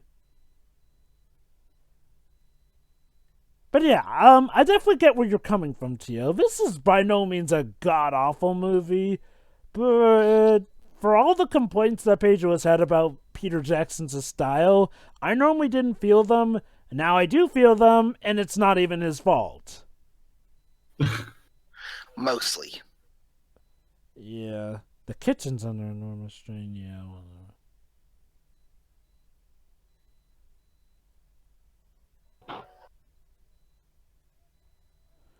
I don't even think. Okay, the elves' thing isn't even quirky or funny. It's just. Oh, look at those rapscallions bathing naked in the fountain. I get better enjoyment from the shenanigans of Recess. I mean, look, I get it. It's to give more characters to the dwarves here and there. That's all fine, but with how long the movie is, I can't help but feel like... that is terrible. Just get it? He's fat. I can't believe I'm saying this, but with how long the movie is, it feels like we're wasting time. Time that could be spent on developing other things, time that could be spent moving the plot forward, time that could be... Hold on, Gandalf is telling something. I don't mean to be a curmudgeon or anything, but... Seriously, this is going on forever. It's like I said... Hold on. Oh, wait, this bit. What is it called? Unexpected. Oh, I forgot. Yes, he actually does explain that in the movie. Maybe this is an extended cut thing. I mean, we kind of have a good idea of how this is gonna go, thanks to Lord of the Rings. Oh no, I now remember. This particular dialogue. Again, they're trying to build up this fact that the family of Thorin gets mad to greed for their own good. Oh Again, my god, it is Game of Thrones. This thing barely was present in the book, to be honest. But story stayed the same pretty much for all of the journey. But you see, Tio, it's to keep you guessing. Will Thorin turn on the group due to greed just like his father the king did, or will he not? Oh, now here we go. Now it's time to build up again the subplot of the council with first having the White Council actually reunite, which part of it is also Kate Blanchett as Galadriel in all her majesty. Waiting in that ever-long robe of hers. I forgot how old she was at this point, but man, she's still rocking. Kate Blanchett? Yes. Oh, look. Well, more so by the time this film came out. Yes, that's what I mean, 2012. She was like 43. Damn. Oh, that voice sounds familiar. It's Christopher Lee. Yeah. Sadly, Christopher Lee was very, very old at this point. These movies are the last thing he did before passing away, sadly. Meaning that all these scenes had to be limited and he could not move that much. He had a body double for it. Yeah, Thankfully, for the time being, we only need scenes where the characters are talking to each other. Specifically, Gandalf has to explain to the rest of the White Council the fact that these necromancers exist. But Okay. you have to remember about these two. Sauron at this point is not corrupted yet. He started acting a bit of a dick, but he's still a good guy right now. You know what? And you know apparently what? he had to film his scenes in London, and he had to edit them into the this later on. Okay, to be fair, if there's one thing I can be thankful for the Hobbit films is that it was okay. It's not the worst thing to send Christopher Lee off with, and you know what? I mean, Saruman is definitely one of his most iconic roles. So, and like he said, this is also why I like the fact that they implemented the subplot of a necromancer, because it gives a chance also to Christopher Lee to kick ass one last time. And you know what? I found the TV tropes quote, by the way. Christopher Lee was unable to make the trip to New Zealand at his age and voiced a desire to play Smaug so he could be in the film. That would be neat. But the production crew was able to accommodate him, filming everything in London. Or his bits in London. So that is actually pretty sweet. You know what? Kudos to them. Like, no, I'm sure that ring is not important. Yeah. Dwibs drain the lake. It is also, there you go. This particular thing is also to explain what Jova was talking about the other bit. The fact that Elrond is so doomy gloomy at the beginning of Lord of the Rings, because he has seen, I mean, again, he's not one of the firstborn, but he has seen a lot of shit. So he said, we had 400 years of peace, I don't want another war now.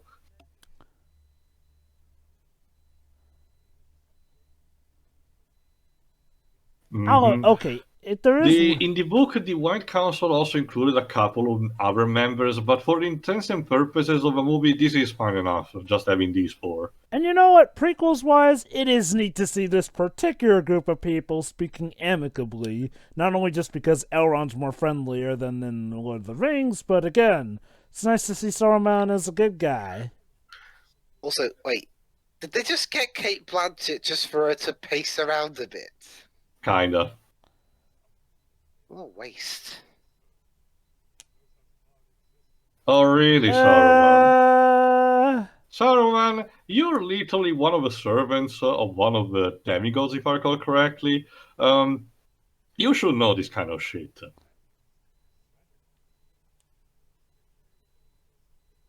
Ugh, fat bum again.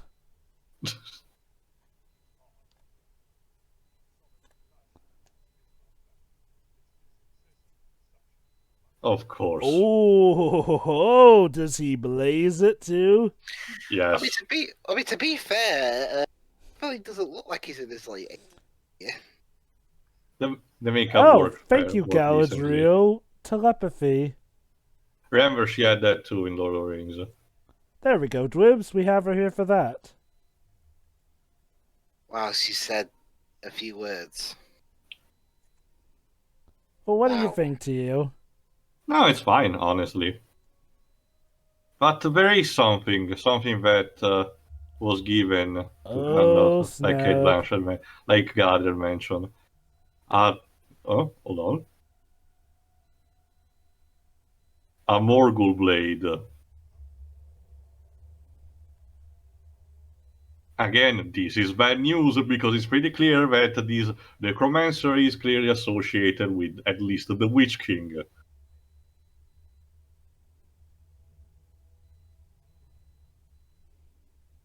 The entire war between Anor and Angmar is another long, complicated thing, so I'm fine with the fact that the movie doesn't explain, because, again, otherwise it would take that, at that point it would take too long. But what you just need to know is that the Witch King had his own kingdom, then got defeated, fucked off of that place, and started again serving Sauron directly. Okay, Saruman, not for nothing, but this is no need for fake news. I get the feeling Saruman's sort of doing the Cornelius Fudge thing of We dare not believe No, the he darkest didn't return, one. yes. Like I said, he's not evil at this point, but he's showcasing a bit of obtusity. Which is ironic, because this is probably what contributes to himself getting corrupted. Mm-hmm.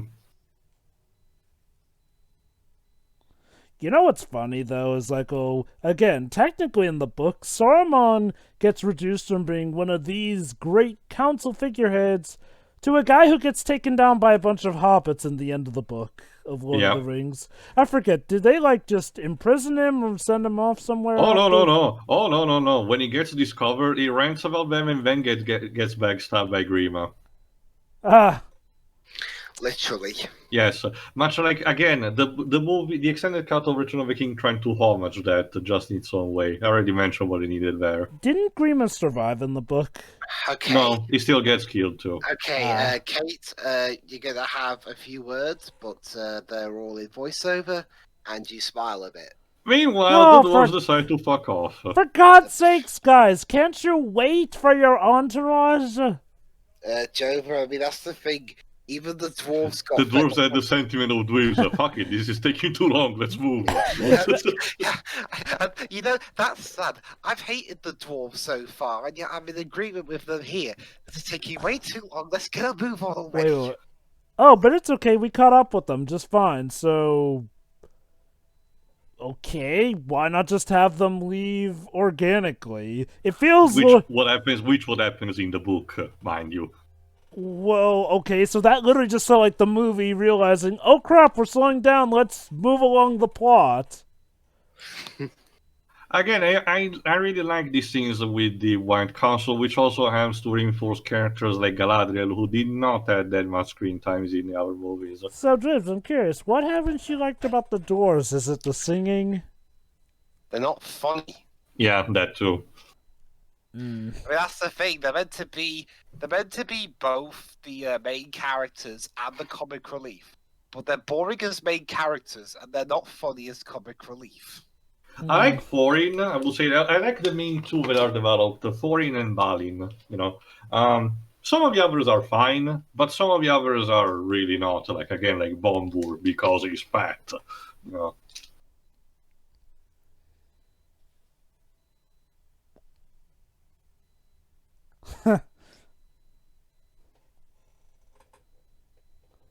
Subtle, Gandalf, real subtle.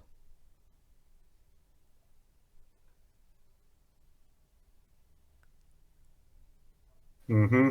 And also knowing how to handle a ring.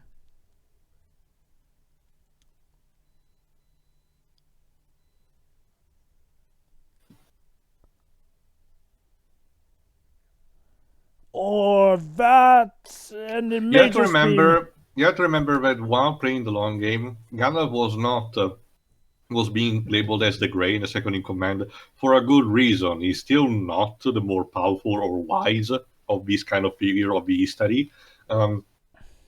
He just essentially arose to power to fill in the vacuum left from Saruman in in the Lord of the Rings type of stories. So he eventually became Gandalf the White himself. Yes, that's why Also, he became Gandalf the White. I'm mysterious. Bye. Okay, she's Moving Batman. Did she do this Batman thing in the other movies? She didn't move that much in the other movies. That's the thing, Lives. Yeah. Okay. He also, yeah. Again, like I said, he also like, yo, fuck this. I'm just fed up of waiting. Shouldn't we have I maybe want to see waited? more New Zealand sky and mountain. But yeah, it does feel weird that they would just leave and potentially leave some of their entourage along, especially, the thief who they were begging to join them in the first place. These changed their mind, I guess. Okay, now, much like in Lord of the Rings, if you remember geography, now the dwarves will have to pass through the mountains. Like I mentioned, there is Middle-earth has like a vertical set of mountain chain that divides the lands into. It's not the same place they had to use to travel in Lord of the Rings. It's not the Kardas Mountain. Okay, what's about to happen is something that also was in the book, but it is equally as weird. and showcase the fact that Tolkien was not pre-planning 100%. What? It rained and they had to keep filming. No, you'll see. Shit. Whoop.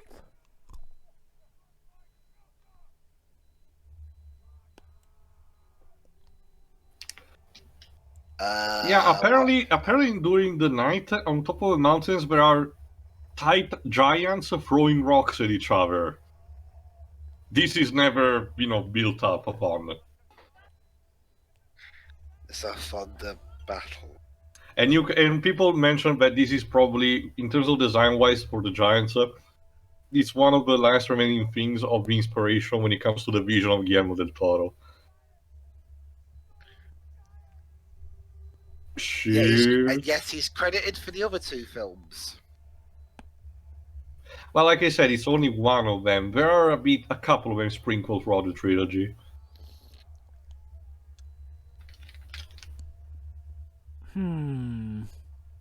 I guess visually it looks neat when you can see it in the storm, but oh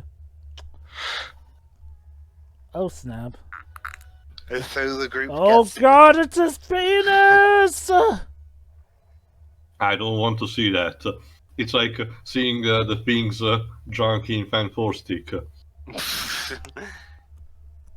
I'm surprised Disney didn't try and edit that around that when Is they got Fan the 4 rights. stick actually on Disney Plus or Star? Yes. Yep, it's on Disney man. Plus. It is officially there. And yet, the Roger Corman Fantastic Four movie Well, Disney is not. Fox didn't make that film. Who even has the rights of an unreleased movie like that? Roger Corman, maybe? And the guy's still alive technically, so I guess it's that. I'll say this, Bonk. again, that's the thing. That movie was also made so that Constantine could hold on to the rights at the time. Yet that movie never saw the light of day, technically. And yet, I'd argue the movie that never got officially released was way better than the other movie made to hold the rights, the 2015 one.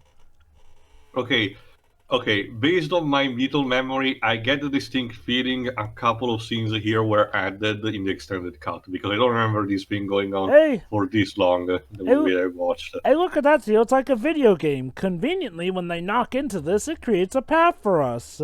Of course. Okay, I think now I can talk about this. You want to know what's the kicker, Graves? The scene never gets mentioned again. Like I said, yes, but in the book, this was a throwaway line.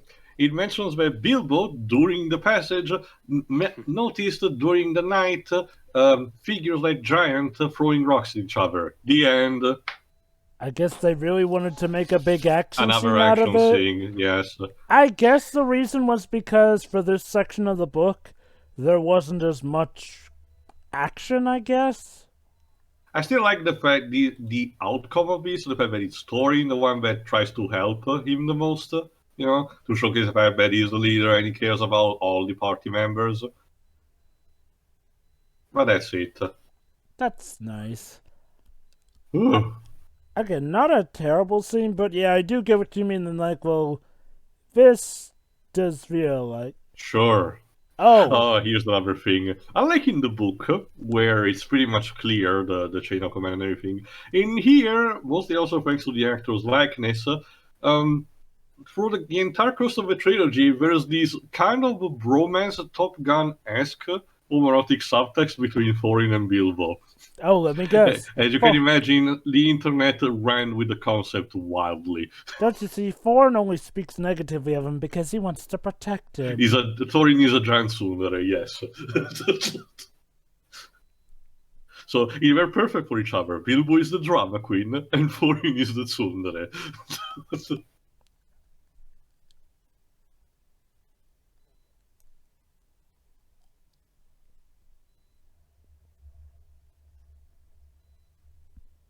I also love how, to keep in theme, Azog's warg is also albino, to be consistent with him. Mm-hmm.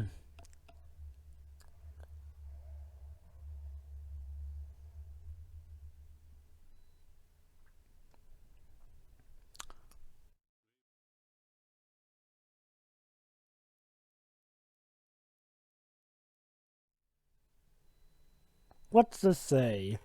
Property of Shelloff. Anyone else screw off. Bilbo, what are you doing? Taking a piss, I guess. Alright, no, he did mention that he had plans of just, leaving them. Oh, gee, yeah, again, totally. Bilbo's gonna leave them, and they're totally splitting ways, guys. Absolutely. Was this bit a thing in the book? No. I do. After the initial drama queen thing at the beginning, he didn't. He started building up the fact that he wanted to stay with them. I think this is still like the last that we see of him wanting to go back, but that's it. Hopefully, because Jesus. I get the whole reluctant hero routine thing, but the way he's acted has been inconsistent. Like, normally, if you want to show him being reluctant, we should see him be reluctant the whole step of the way until he has his slow but careful transition. Here, it seems like they flipped a switch on, like, oh, now he wants to come. Oh, now he doesn't want to come. No, now he wants to come. No, now he doesn't want to come. Like, that was rude. Yes, you did. And great, now we get scenes like this out of it. Oh? Which completely soured the mood two-thirds in. Have I missed something? Basically, Dubes, we're doing once again... Unnecessary conflict. Hey, Your Dubes, favorite. Hey, Dubes, stop me if you've heard this before. Bilbo's thinking about leaving the group. And while in the midst of it, he essentially insulted the condition these dwarves are actually passing by. Ah, but look, they made up. Why does he want to leave? Uh-oh. Because your detector senses are tingling. Because basically he wants to leave because Thorin said, "You're not safe, he shouldn't have come." So why did they have... This is a problem. What now? Oh, shit. Hello? Who's that there? Yeah, this is a cave trap set up by the goblins of the mountain.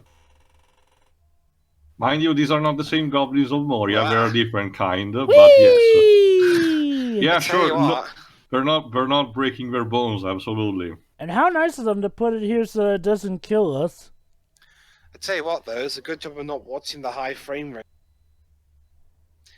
Otherwise, I'd have puked all over my bed. No touchy, please. You know, all things considered, it's amazing that the whole party is still alive. It's not even the last. Again, even in the book, for the entire journey, the party will have to suffer everything, and the only casualties will happen literally just in the final battle. Ha! I mean... You'd think that with such a wider party, Tolkien would have actually built a story for the party to get thinner as the journey went on. But I mean, don't get me wrong, it's nice that he's not just wantonly killing off characters, but compare this again to the Lord of the Rings trilogy. That had some characters who, unfortunately, did die because, well, the circumstances be so. Oh, I guess they don't care for Hobbit? No, they just didn't notice him getting away. Because he's small? I guess. The goblins are stupid. Was that a thing in the book, too? Kinda. That's the thing. Bilbo gets separated from the others, but later on, he gets captured along with the others, and you will see soon enough that a confusion starts happening, and during that, Bilbo gets separated. I do feel like the flaws with this movie, well, definitely a lot of them are original of their own. Some of these flaws... I'd argue were also flaws in I think this was added to establish Bilbo's first kill. You know, him having to actually learn how to fight with a sword. Based off of what you're reminding me of, Teal, I do feel like the flaws in this movie are essentially a combination of flaws made by the filmmakers and flaws from the book itself here. Which, again, you know what? To be fair, this was like one of Tolkien's earlier works before Lord of the Rings, and Tolkien was a great writer, but not a conventional one. And yeah, you like could argue mentioned, he had a lot of flaws, and a lot of those flaws do show with the making of The Hobbit. Okay, I have to admit, I really like that. I really dig the look of the Goblin City. Yeah. Like, if I were to judge this movie off of its visual stuff, it is definitely. Like I said, a I great do believe that movie. it is on CGI notwithstanding, it is on par with the original trilogy. Oh no, another song.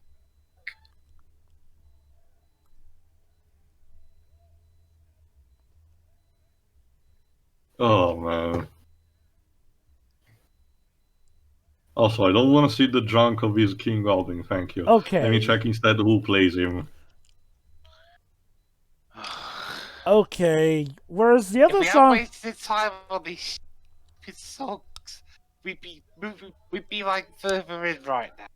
Okay. Well, I get the songs. Barry Humphries. What? Well, I get the songs for the dwarves here. Well, okay. You know what? Okay. If you needed to have a song, maybe you could have made a song that, I don't know, explained the lore of the goblins better because. Oh, apparently this Barry Humphries, the guy who plays the Great Goblin King, is a professional Australian comedian. Huh. Let me check his filmography.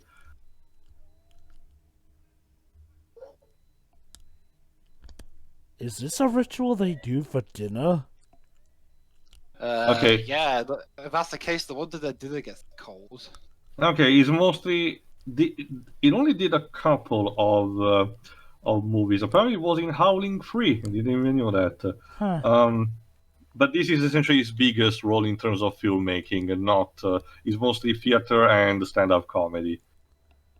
I mean, the song's not bad, but this is It like. feels out of place, to be honest. Yeah, like, I really do wonder if we absolutely needed that. And song. again, I don't even know if it was an addition of the extended cut or not. Can you at least confirm that all the songs in this were definitely from the book?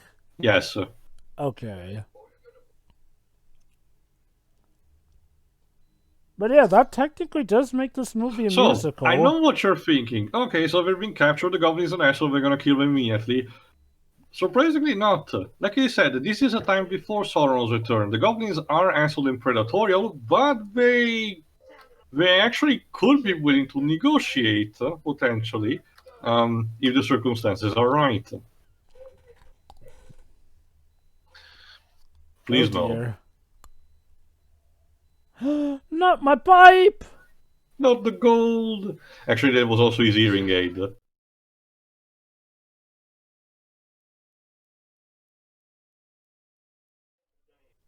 Cute.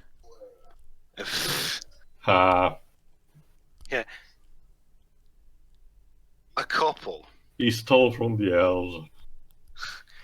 You know, I don't think the elves are gonna like this. Really?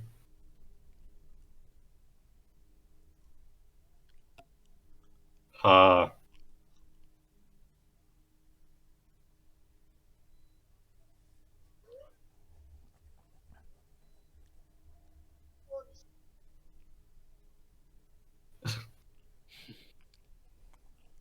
On.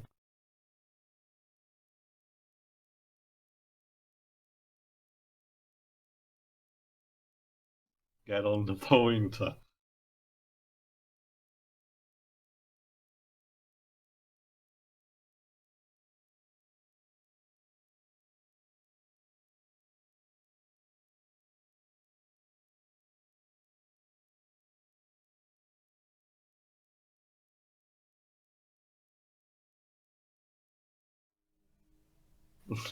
Oh dear. This is not Hook.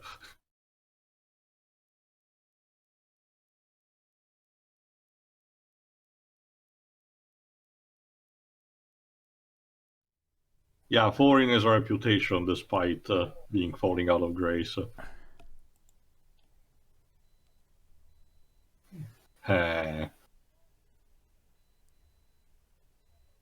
Okay, now that's just rude.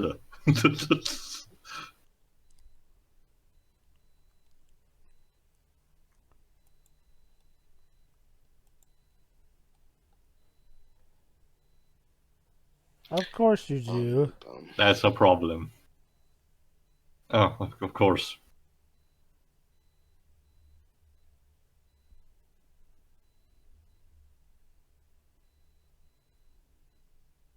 That Kubrick stare.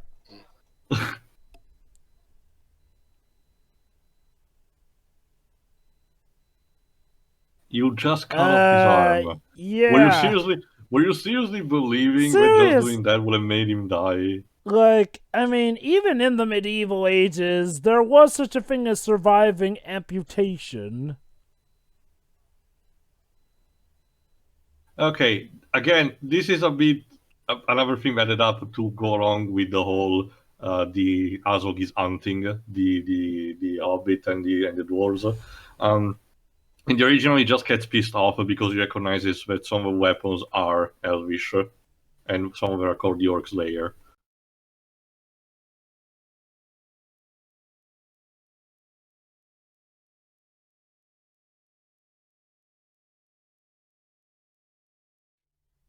And there it is, Andy Serkis, once again stealing the spotlight for what is probably the highlight. Gollum, what are you doing here? He actually lives here.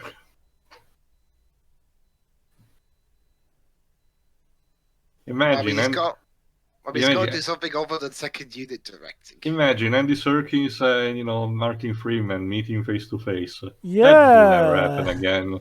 Totally would never happen again. This also showcases that Gollum can actually kill orcs under circumstance, and there you go. That's how he lost the ring. Wait a minute, but Lord remember, of the Rings the ring has a will of his own. Remember, so this was the moment he decided to fuck off. But Lord of the Rings established that Bilbo found it in a river. Actually, no, it was similar to this. The only thing that's changed was the scene where the ring tumbled down the rocks. That was in the narration of Lord of the Rings. Huh. Guess I'm just misremembering that. What an interesting piece of jewelry. Actually, yeah, you're right. I think it was Gollum who found it in the river, not Bilbo. The only thing that's changed, if you remember, is the fact that the original scene where Bilbo gets the ring was filled with, Ian Holm, obviously. And it was kind of a summation of that. So here instead we're getting properly the treatment that the scene deserves, which again is considered by many the highlight of the movie.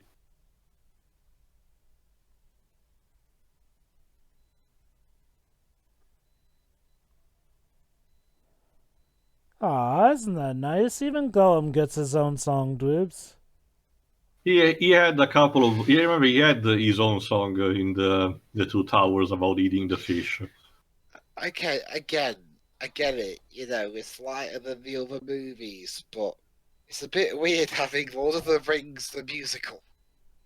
Right yes, like me. you said, orc detector. As soon as the orc dies, the glowing just flickers off. I mean, I guess it makes sense. But where did he go? He's right behind me, isn't he?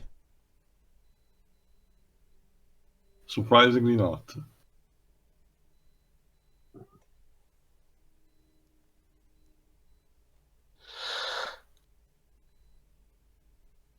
Instead, he's up there.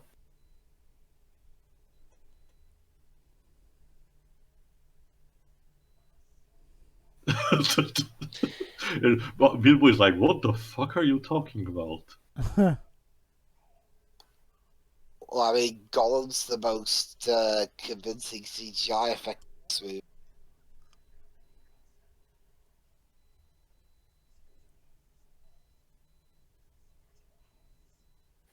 Oh.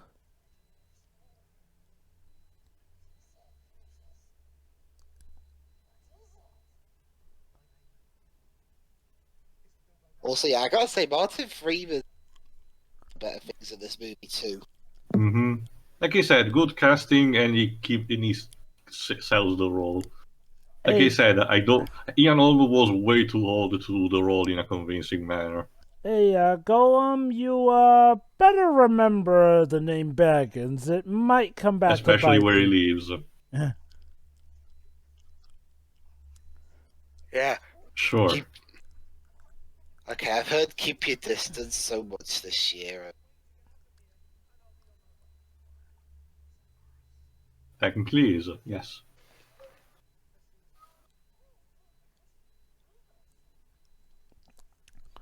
surprisingly helpful of you. Okay, here's the other thing. Here we're having the fact that the Smeagol personality is already present, even though that's not like that. Again, Gollum was the prominent one, and only when Frodo talked with him in Two Towers, it awakened him. So, again, this is a bit more pandering to people who actually went to see the first trilogy. So why is Gollum being helpful to him here, I wonder? It's not helpful. He just wants to pass the time just in his own way. Again, Trolling. Gollum, well, that too. Gollum is a thinker. He's not stupid. So he's finding the most efficient way to eat Bilbo without getting, cut away from the blade. So what's a good way to pass the time? Riddles.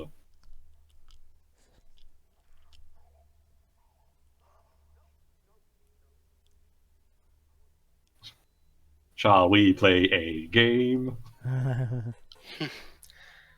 Hello, Gollum. I want to play a game. It's so nice to have a companion who wants to devour you. It's very nice. I've always wanted that.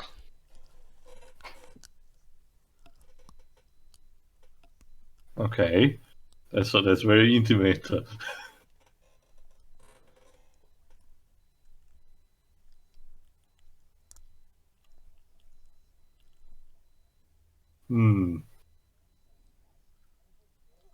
Deal. Sure. How could you say no to those puppy dog guys?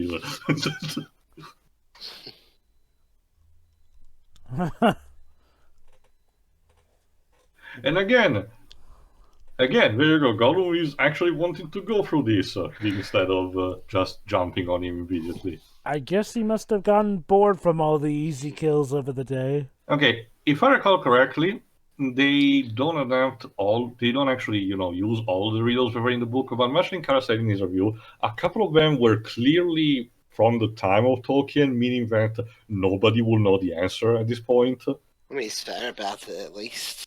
Mm-hmm. Okay, let's be honest though. This scene is definitely okay. Okay. I may have complained about some scenes being elongated. If it's something involving Andy Serkis and Gollum, I don't mind. Like, yeah. It took us over 2 hours to get there. And you have to remember, most of the scene is these two people just talking while standing in one location. And yet, I know that there are some particular thriller movies that have the entire runtime of a movie being like that, just two people talking in the same location. Like, okay, I won't lie, this might be my favorite scene so far in this movie. Like, yeah, call it shallow or something, but no, I am legit getting a kick out of seeing these two interact. I wonder if this scene was made to Circus could have a scene together. Probably. What, you mean the scene in Black Panther? No, I'm referring to this. Like, yeah, hey, we've got two of the most well-recognized British actors here. Might as well have them together for a scene. Okay, other than Ian McKellen and Christopher. I also like the fact that they don't reach the solutions of the riddles immediately. They take their time, and it keeps showcasing the tension that is building up for this scene. Again, like we noticed in the previous trilogy, Jackson is good at oral sequences, and this does not read an exception. Hello and welcome to the interactive portion. You know, You, the audience, can play along with Gollum and Bilbo Baggins in their guessing game. You know, funnily enough, for as much as Gollum loves to caress the ring, he sure has not yet noticed it's not on his person. He's mostly focused on Bilbo right now.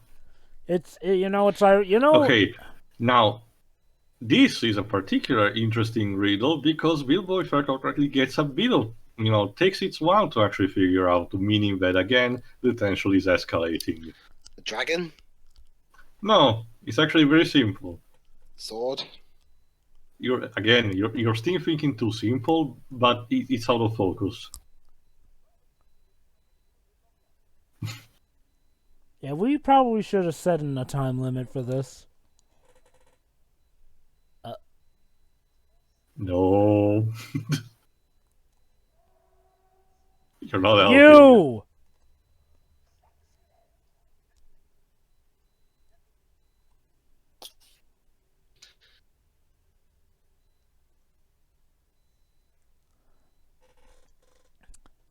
So, Gollum, have you just never had the taste of hobbit meat? Which is kind of ironic considering how you yourself are a hobbit, Okay, so... if I recall correctly, that was one of the reasons why he was ostracized. But don't quote me entirely on that. Because he Yeah, is a the solution cannibal? lives is time. Time is the thing that devours everything. Sure. Oh, now you're just Don't rubbing criticize. it in. Okay, Oh, boy. last one. Gollum is losing his patience. Oh, sorry. But Bilbo doesn't have much riddles left, so he's gonna have to improvise. Can I phone a friend? No. Phones don't exist. And this riddle is a bit weird. Okay, that's not really a riddle, Bilbo. You're cheating. Yeah, I'm even going with this Gollum's. one. Yes, against the rule. Meanie. Can I go 50-50? No. How about I ask the audiences? There's literally no one else. Dang. Oh, I know. I'll ask the hosts. On the other hand, The ironic thing is that he can never imagine being separated from his precious, so he has no idea what is in there.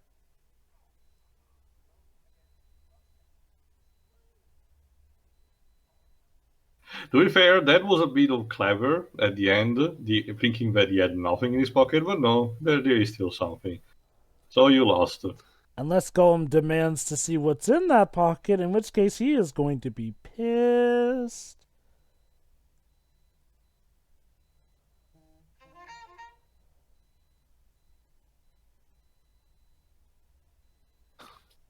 Oh. It's called none of your business. Yeah, exactly. Piss off. Yeah, but Tio, we know Gollum. He's very sly.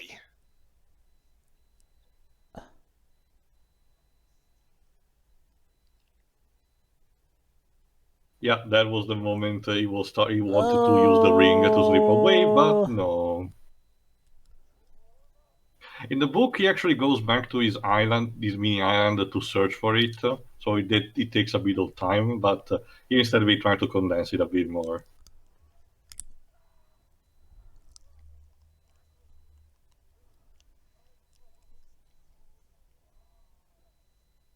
Oop. Plot twist, he gives him the ring back and the future movies didn't happen. Sadly not, Will. Sure, of course, a time paradox, but the movie would be over. Oh, there, Gollum. Oh. Shit. Well, it's not in his pocket, technically. Bilbo? Time to take some evasive action.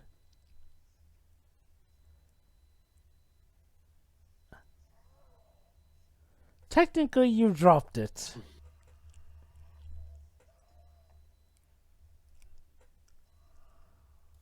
Do we see Gollum in the other movie? Of this trilogy, I mean. Dio? Sorry, can you repeat? Do we see Gollum in the other Hobbit movie? No. Well, I mean, I guess Andy Serkis was busy. He was doing this Oh, there you go. That's how it... Oh god, this guy again. Yeah, that's how the goblins get... Again, this is everything from the book. Why not just kill him? You know, judging from what you guys have said, I'm getting the feeling that maybe it wasn't a very exciting book. No. Actually, Okay, Drews, now that's generalizing a bit. No. That is not what we're getting at, Dwibs. The book itself Okay, Gandalf, you took your time again. Here, Dwibs, like I said before, the problem was trying to stretch one book that was not as long as Lord of the Rings into 3 large movies. Like, that is not the fault of the book. That is the fault of the filmmakers and the studio execs who demanded that Peter Jackson do it this way. Because in doing so, they had to add in a lot of new content, which unfortunately hurt some of the pacing here and there.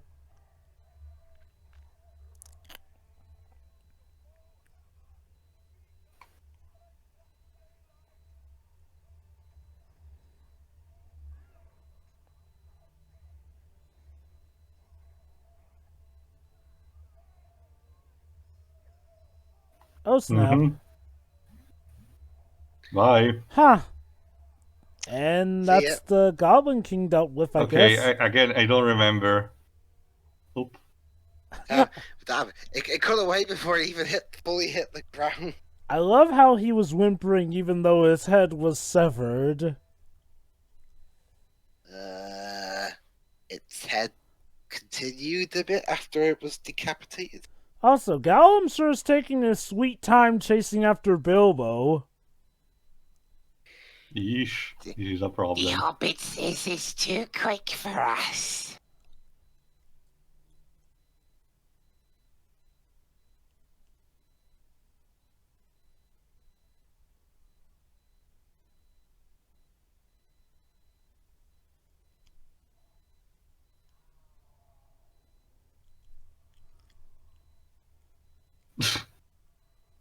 Whoop. Get it? Much like what happened with Frodo. Like, father, like... Adopted, so. Okay, now let me say this, because I mentioned this in the first Lord of the Rings movie as well. In the book, it states that Bilbo doesn't really have any particular side effects. He feels everything is fine, but other people cannot see him. Here, we treat from the beginning the fact that getting on the ring is fine for the time being, but people will start feeling its influence immediately. Again, it's kind of a mistake, to be honest. I guess they're trying to, sort of make it more convincing that, oh, the ring didn't affect Bilbo until way later. Only...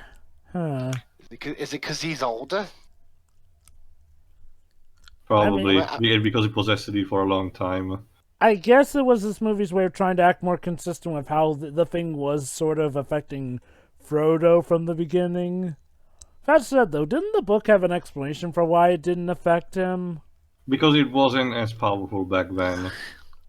How long's left of this thing again? Half an hour. Oh, we're in it. Back over it. And I guess how long the credits are in these yeah, I movies. wager the credits will take most of it. Because, yeah, I distinctly remember that there's not much time left. Again, I don't think this movie is bad, and I legit did enjoy the bits between Gollum Shit. and Bilbo, but... Not much Oh. happens, that's the problem. Also, the Goblin King is technically dead, so yeah, that's kind of our final boss for this movie taken out, if I recall correctly. Mm-hmm. Maybe it. I mean, there are things in video games where even if you destroy the boss, you still have to get rid of the mooks. True, yeah, it's just, it feels kind of weird.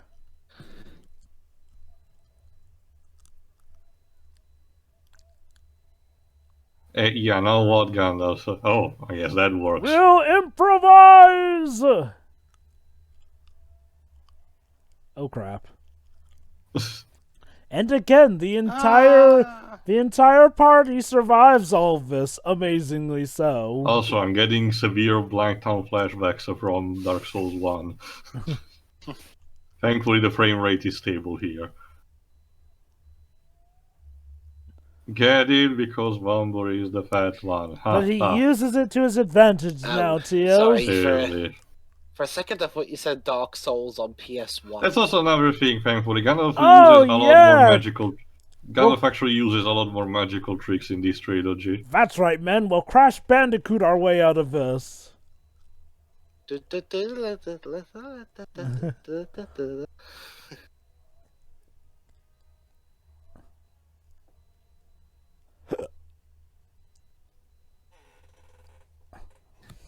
whatever, and the Not Hobbit, dead. Oh, unexpected well, hiccup. psych.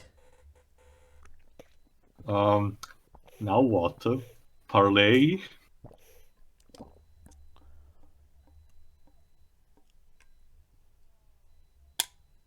Hit you with Okay, a you spell? probably shouldn't provoke him. Yeah.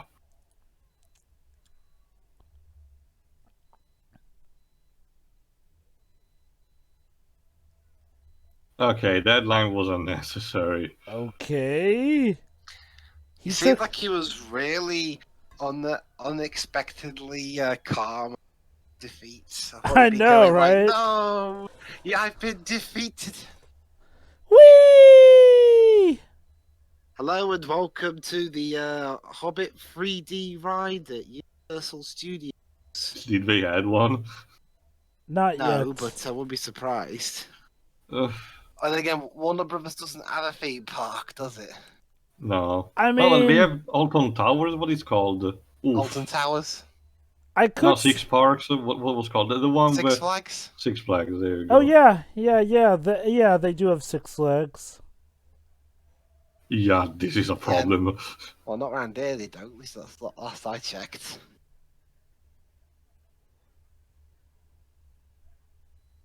Yeah, remember, this is still the point where orcs and goblins are affected by daylight, so get out. Wake up, get out there.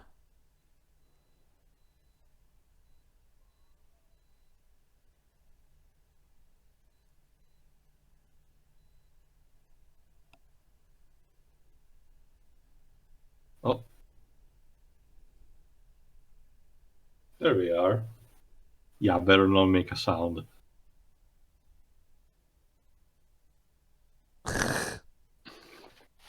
That wasn't Gandalf, that was his stunt double. Just tippy-toe past him and hopefully he won't notice you. It's like a video game. Well, actually, no, it's not even that. It's games you play But, where one of them at the end turns around and the other people are behind him try and go past him, but every time you There you turn go. around, you have to freeze where you are, and if he catches you, you're out. Bilbo had the opportunity to kill Gollum, but decided to not take it. Because we Ironically, need him in the other movies. he probably would have put Gollum out of his misery, and he would have saved Frodo's finger. But the trade-off is that Frodo would have failed his quest. Frodo, yeah, but that's the thing though. Frodo's so weak in those movies, he probably would have lost his own finger.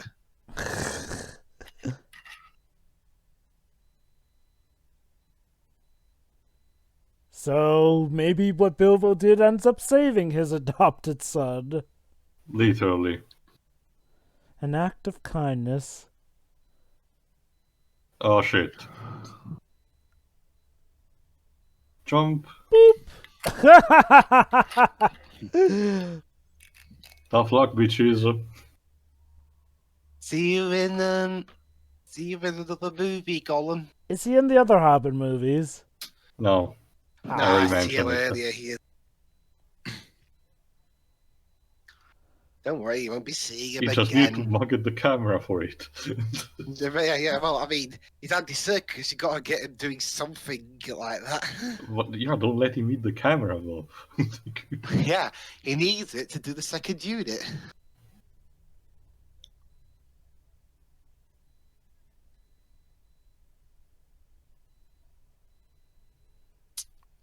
I'm sure we didn't forget anyone else. Wait, where's Bilbo? Oops. Yes, where is our Hobbit? The story is named after him. Yeah. No, I got it. Sing the song that Leonard Nimoy sung about Bilbo Baggins, and you'll find him. Seriously, there was a bit where Leonard Nimoy sung a song about Bilbo Baggins.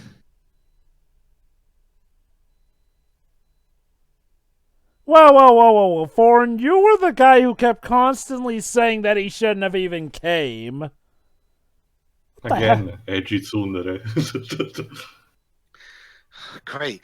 That's all the series needed. Tsunderes. And the Would you rather hypocritical... would never need another yandere stalker like Eowyn? And there you go. He just And jumped more in. interesting Okay. than Sudaris. In the book, is more theatrical. Bilbo literally sneaks in the middle of the circle and slips away the ring, appearing out of nowhere. But this works fine too. Oh, are you jealous, Foreign? I saw the ring. No, it's nothing, Gandalf. Move on. Yeah, that wasn't Oh, Gandalf, that was a major miscalculation, dude. Why did you come back? The For series you. is named after me. Wait, so you... First you say he shouldn't come, then you berate him for supposedly abandoning you, and now you wonder why he comes back. Do you see why I don't like these guys? Not only are they all funny, they can't pick up their freaking minds. And I know that's a common thing in adventuring stories. Sometimes you're not sure what to do, but these guys are like this all the freaking time.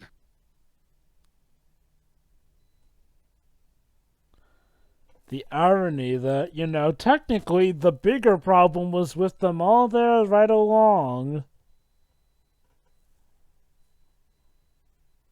Well, I mean, they're on a mission to the Lonely Mountain, not Mordor.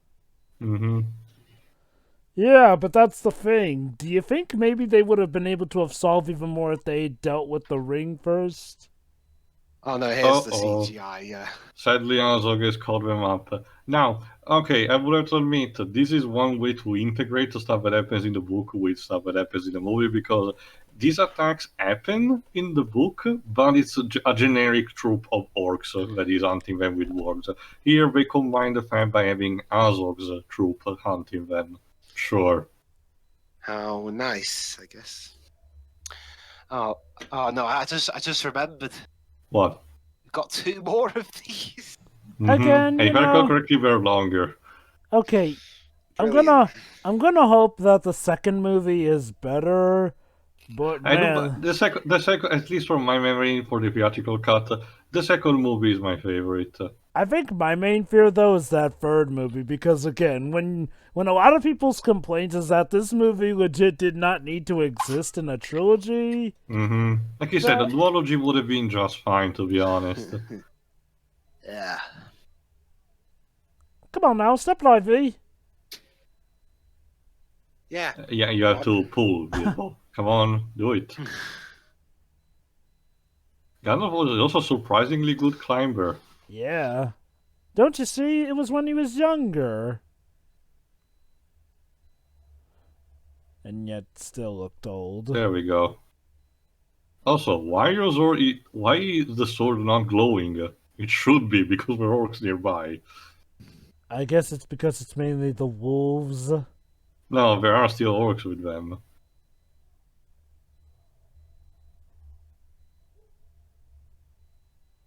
So Gandalf has an idea. Something straight lifted from the book. Oh no, first this, a callback also to the movie, asking for some help. Sure. We'll attack them with butterflies. It's a moth.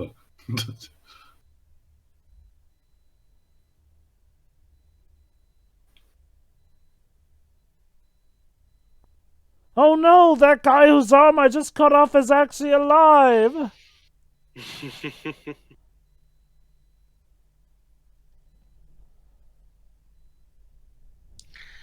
Yeah, the fear of how you suddenly turned into a unconvincing CGI creature.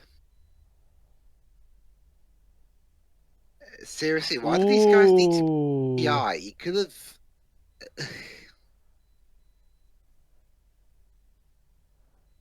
Okay, if you calculate it now.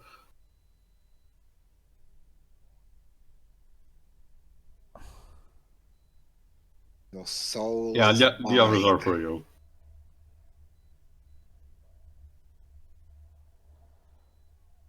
Oh Shit. crap, they can climb.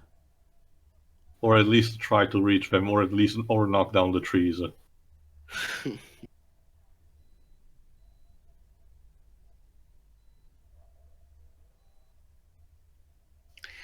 Let me check actually how long are the other two extended. Be a good doggy, please.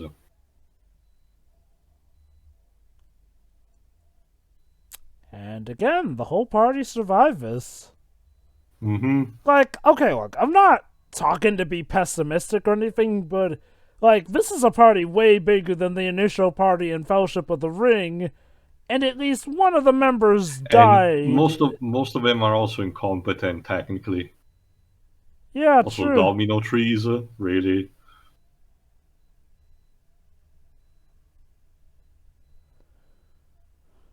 Now, this is a bit of a problem. Yes.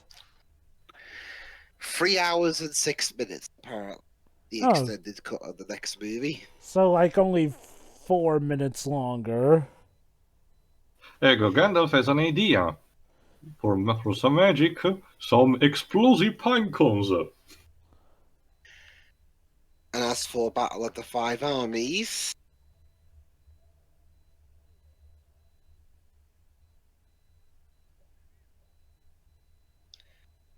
just a minute.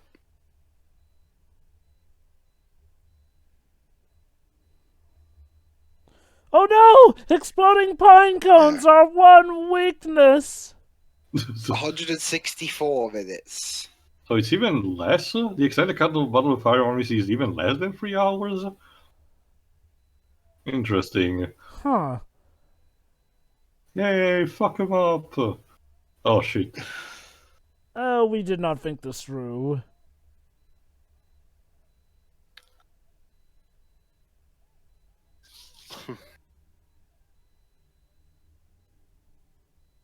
Oh, this is an awkward situation.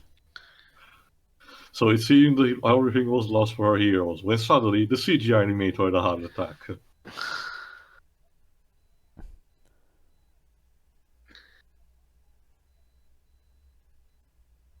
And now he's regular again. See, okay. When a character constantly switches back and forth like that, just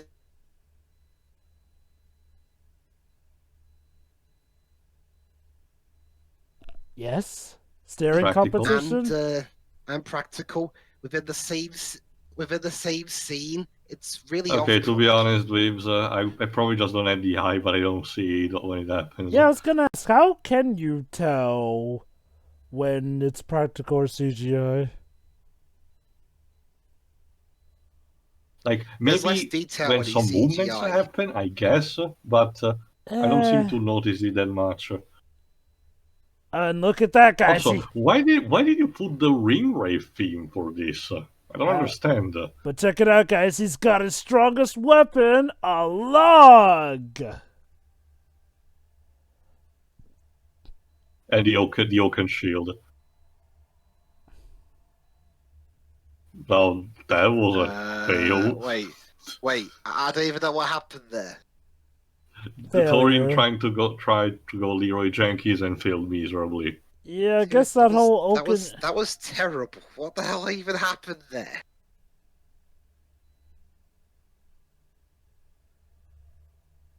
Shit. He survived that. No.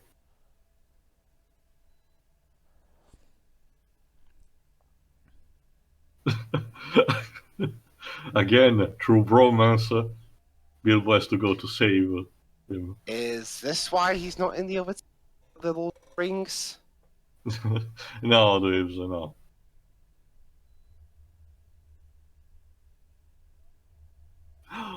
Not the doggy. Whatever will I do without it? Oh, so now you're okay with others attacking him. You don't want to even have the satisfaction of killing him. Weird. Oh, now the sword is glowing.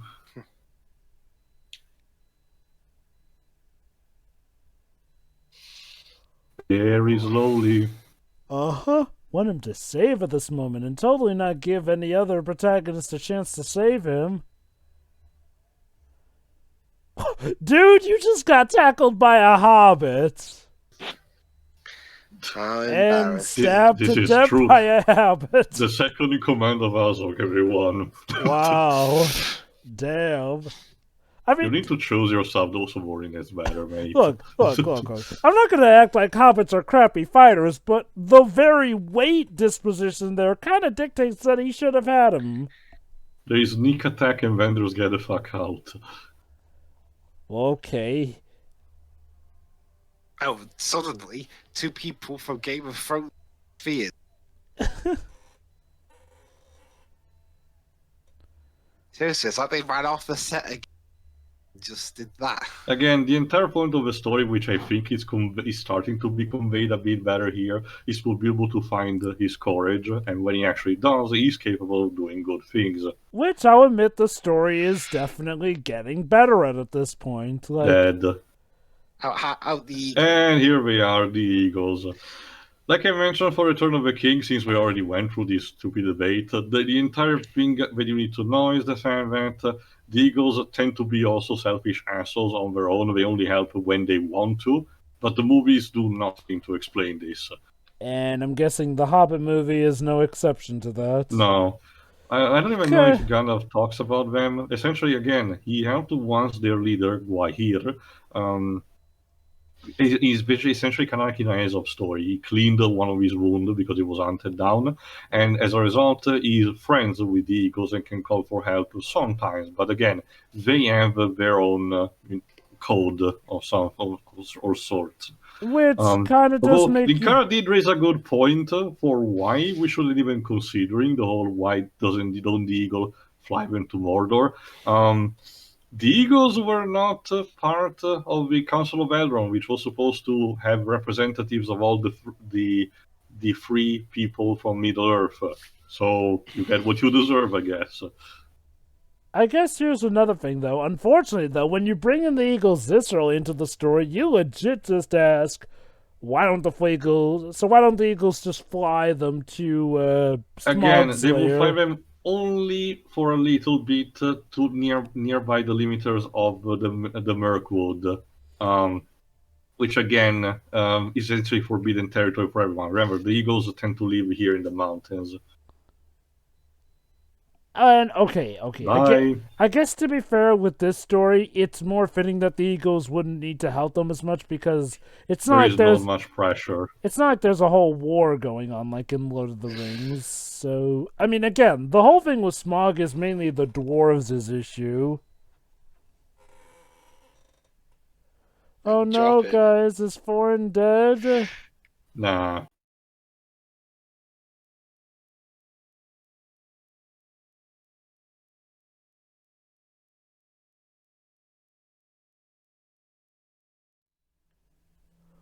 Well, the woman singing in the background seems to suggest that he's dead, guys. Yup. After all this, his journey was really ended just like that. How sad. will that be a twist? Or a subversion of your expectations. Nah, it's just a twist. Aren't twists by nature kind of subversions? Eh. I mean, I guess unless you're expecting that particular twist, it's yeah, it's not complicated. much of a subversion. If you can tell what's gonna happen.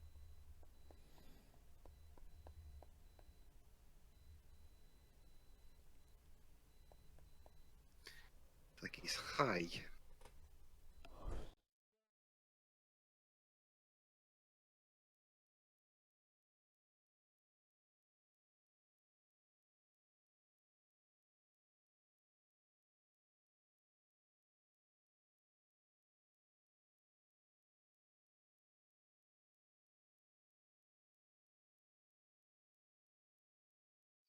Hey, look at that! Thorin's alive! Whoa! Thorin's alive. I'm glad he isn't dead. And look at that, Bilbo was here. Yeah, that's how you can sum him up for the most. He's there. Well, he came through in the end, and he did have arguably... Okay, he is arguably part of the best scene of the movie, which involves Gollum. Jesus Christ. Yeah, but anyone could have been with Gollum and it would. Will you two just kiss already?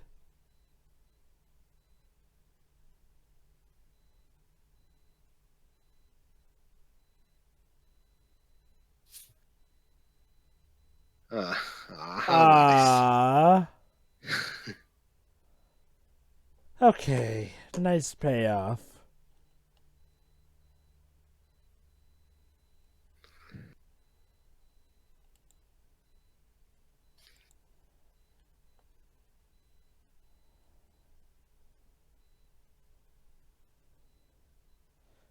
Could have fooled me from how you tackled that orc.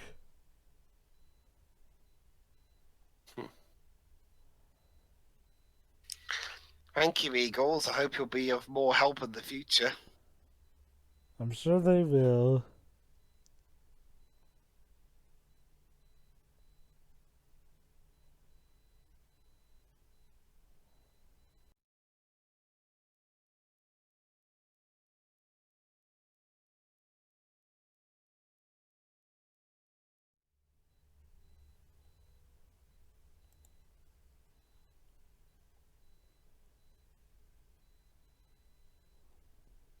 It's just a hop and a skip ahead.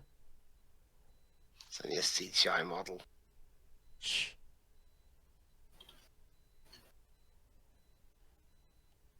There you go. There's the Lonely Mountain. So, Tio, Yes. the first time you saw this movie, did you actually believe that Thorin was dead? No. Neither did I. That's it. I do like the payoff that finally he and Bilbo can see eye to eye. Again, I hope so. the bromance Bilbo. is strong. Don't you see? He just wanted to protect him after all.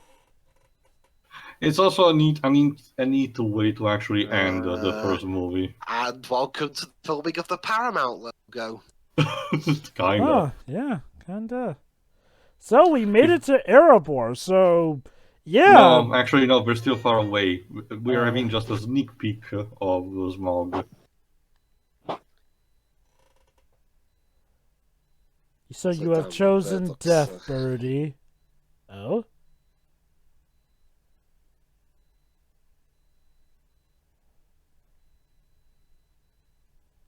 Have you ever thought of spending any of your... No, dragons are kind of stupid assholes like that. Oh, has he just been sleeping inside the gold this entire time? No. He was still, well, he was sleeping, but not. Well, like he said, if I recall correctly, the design of Smog was changed for the extended cut. It was slightly different from the one in the theatrical one, but that's it. No post-credit scene. Final thoughts, please. Oh, thank God it's done. Okay, yeah, I'm beginning to see a problem with this trilogy already, and we're only on the first film. This thing moves as fast as a snail. It takes so long for anything to happen. By the time we get to the quote exciting parts, they don't even feel that exciting. I just want it to end so it's done faster. Even the dwarves, the characters I hate the most, and they're the main characters, they too get sick of this shit and start to build without Gandalf. Mm-hmm.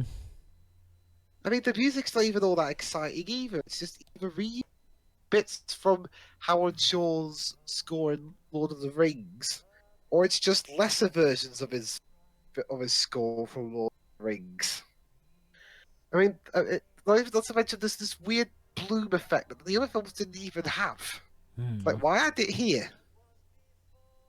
I don't know. Okay, the positives are, the actual cast are all trying their hardest. And yeah, and Martin Freeman was the perfect guy you could cast as young Bilbo. But that's not help much. This film is just a giant slog, and I've got to sit through 2 more of these. It's not even like It's not even like the other movies where they were long, especially the extended versions, but things were actually happening for the most part. We were either having exciting battles or stuff was actually moving, and even then, even though they were long, they were at least moving at a quick enough pace.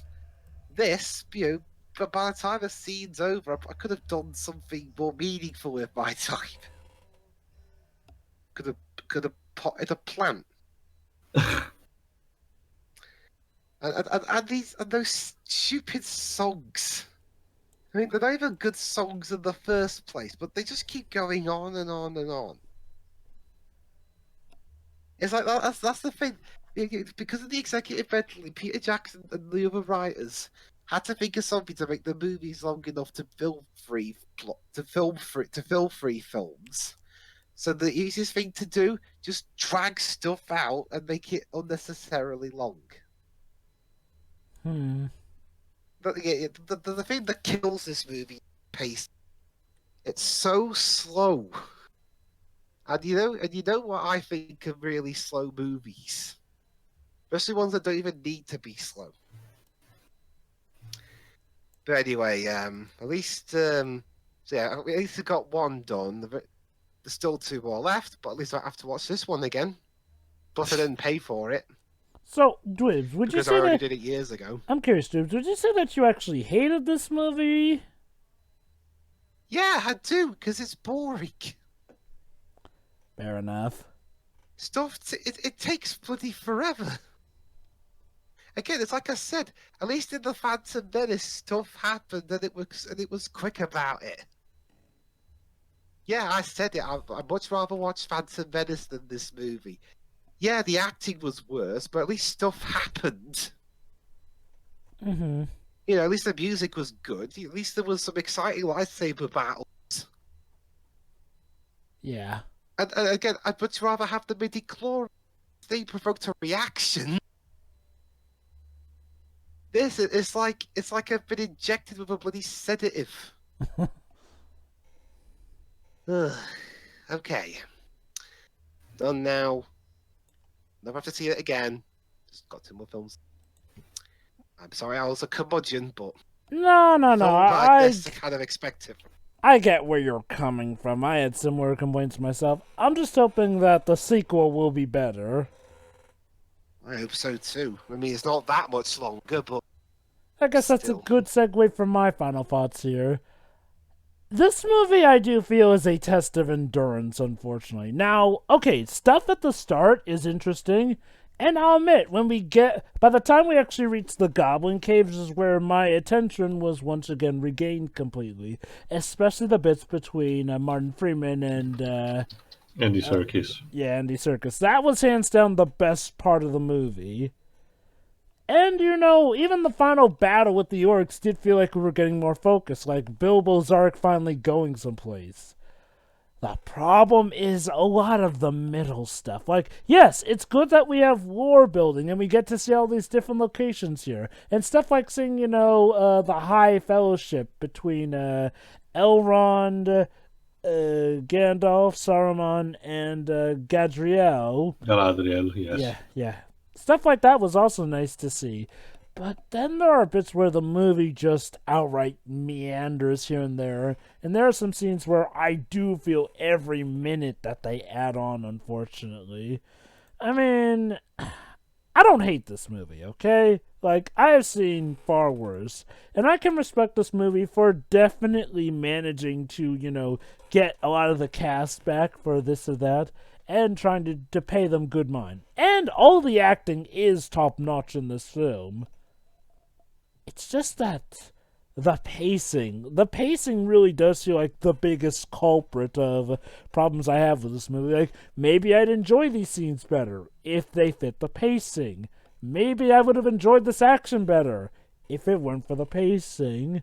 Like, heck, I hate to say it, I do feel like part of the reason I did enjoy the Gollum scenes because it is Andy Serkis's amazing acting that does help it, and well, knowing that Gollum won't be back in the sequel, again, like I said, I am hoping that the sequel does the pacing at least better, and that's ignoring the fact that I've heard practically everyone condemn the third film for having little to no reason to exist. Remember, the second movie might probably be better in terms of pacing, but it would introduce some elements that the fans did not like. People warned. So basically, it comes with a caveat here: better pacing, but this time they include some canon foreigner elements that we may not have needed. Yes. Oh man, this trilogy I'll admit, I've only seen the first movie, But from what I've seen and heard so far, this trilogy does seem like quite a mess, unfortunately. And it sounds like we can blame a lot of this on executives. That said, I do acknowledge that Peter Jackson probably has some blame, but it's murky. Like this movie as well. Again, I don't hate this movie, but if I were to rewatch this, it would probably be a best of bits here and there, because it just feels like it drags without doing much. And I mean this even without the action here. Like, I get that The Hobbit may not have been as action-oriented as Lord of the Rings, but it does feel for good segments like nothing is happening. Especially when they add in plot arcs that take forever to get off the ground. Like, Bilbo is constantly backing out, backing out, backing in, backing out, backing in, and it just goes on and on and on. Like, I get the feeling that if the movies weren't split into three, that they might have combined more from, say, for a first half, and he would have gotten discouraged more so around, I'm gonna say, the halfway point as opposed to near the end. Again, now like you said, it's a good way to end the movie, yes, but again, that pacing. If I were to rewatch this movie, I would probably skip a lot of the stuff in between. I definitely would stop for the Rivendell stuff, like that. But in terms of the more newer stuff, it's like, yeah, again, the pacing does affect one's enjoyment of it. I'm glad that it wasn't enough to, make this trilogy be a failure, because I think at the very least we're giving people like Christopher Lee something more to do before his unfortunate passing. This movie does have a good heart in that regard. It just didn't have its head in the right place. Alright, Tio, your thoughts. Sure. Like you said, it's fine. There are some of the things added that, like you said, I didn't like. Mostly emphasis on comedy in a couple of places where I couldn't really stand again. Bomber is the fat one, ha ha ha ha. But for the most part, I still enjoyed it. Even the other stuff from the appendages. It's mostly when they're trying to adapt, new stuff that wasn't in there, and they try to do this confusing mess, try to having Azog still be alive and being foreshadowed from the beginning. It's kind of a mistake, in my opinion.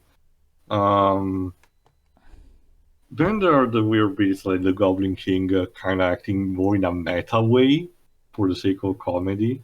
Like when he gets the Elvish artifact and reads it like it's supposed to be a modern artifact because it's really made in Rivendell, like it's supposed to be made in China. And at the end, when he gets killed, he does that kind of joke. Again, you can feel that just doesn't fit. Some of the songs could have also been skipped, but I do like the main one that they used, Under the Misty Mountains, I think it's called, which is also used for the credits. It does fit well, and it showcases that Tolkien was good at writing songs. It just meant they overplayed them a bit too much, in my opinion. But otherwise, I like the actors, I like the score, I like the costume department. Like I mentioned before, to the lives, I'm not really that disturbed by the CGI changing. I guess that's what's to be referred for stuff like Azog. Again, the only thing that bothered me a bit more are some of the other scenes that could have been just trimmed away. Like I said, I don't know which of these are part of the extended cut and what not, but at the end of the day, it's fine. It is taking a step down from the Lord of the Rings trilogy, but it's still fine for me. It's only the third movie when it becomes really intolerable, but we'll get to that in due time. For the time being, see you next time. We'll see when that happens for the second official movie, The Desolation of Smaug. We'll see you then.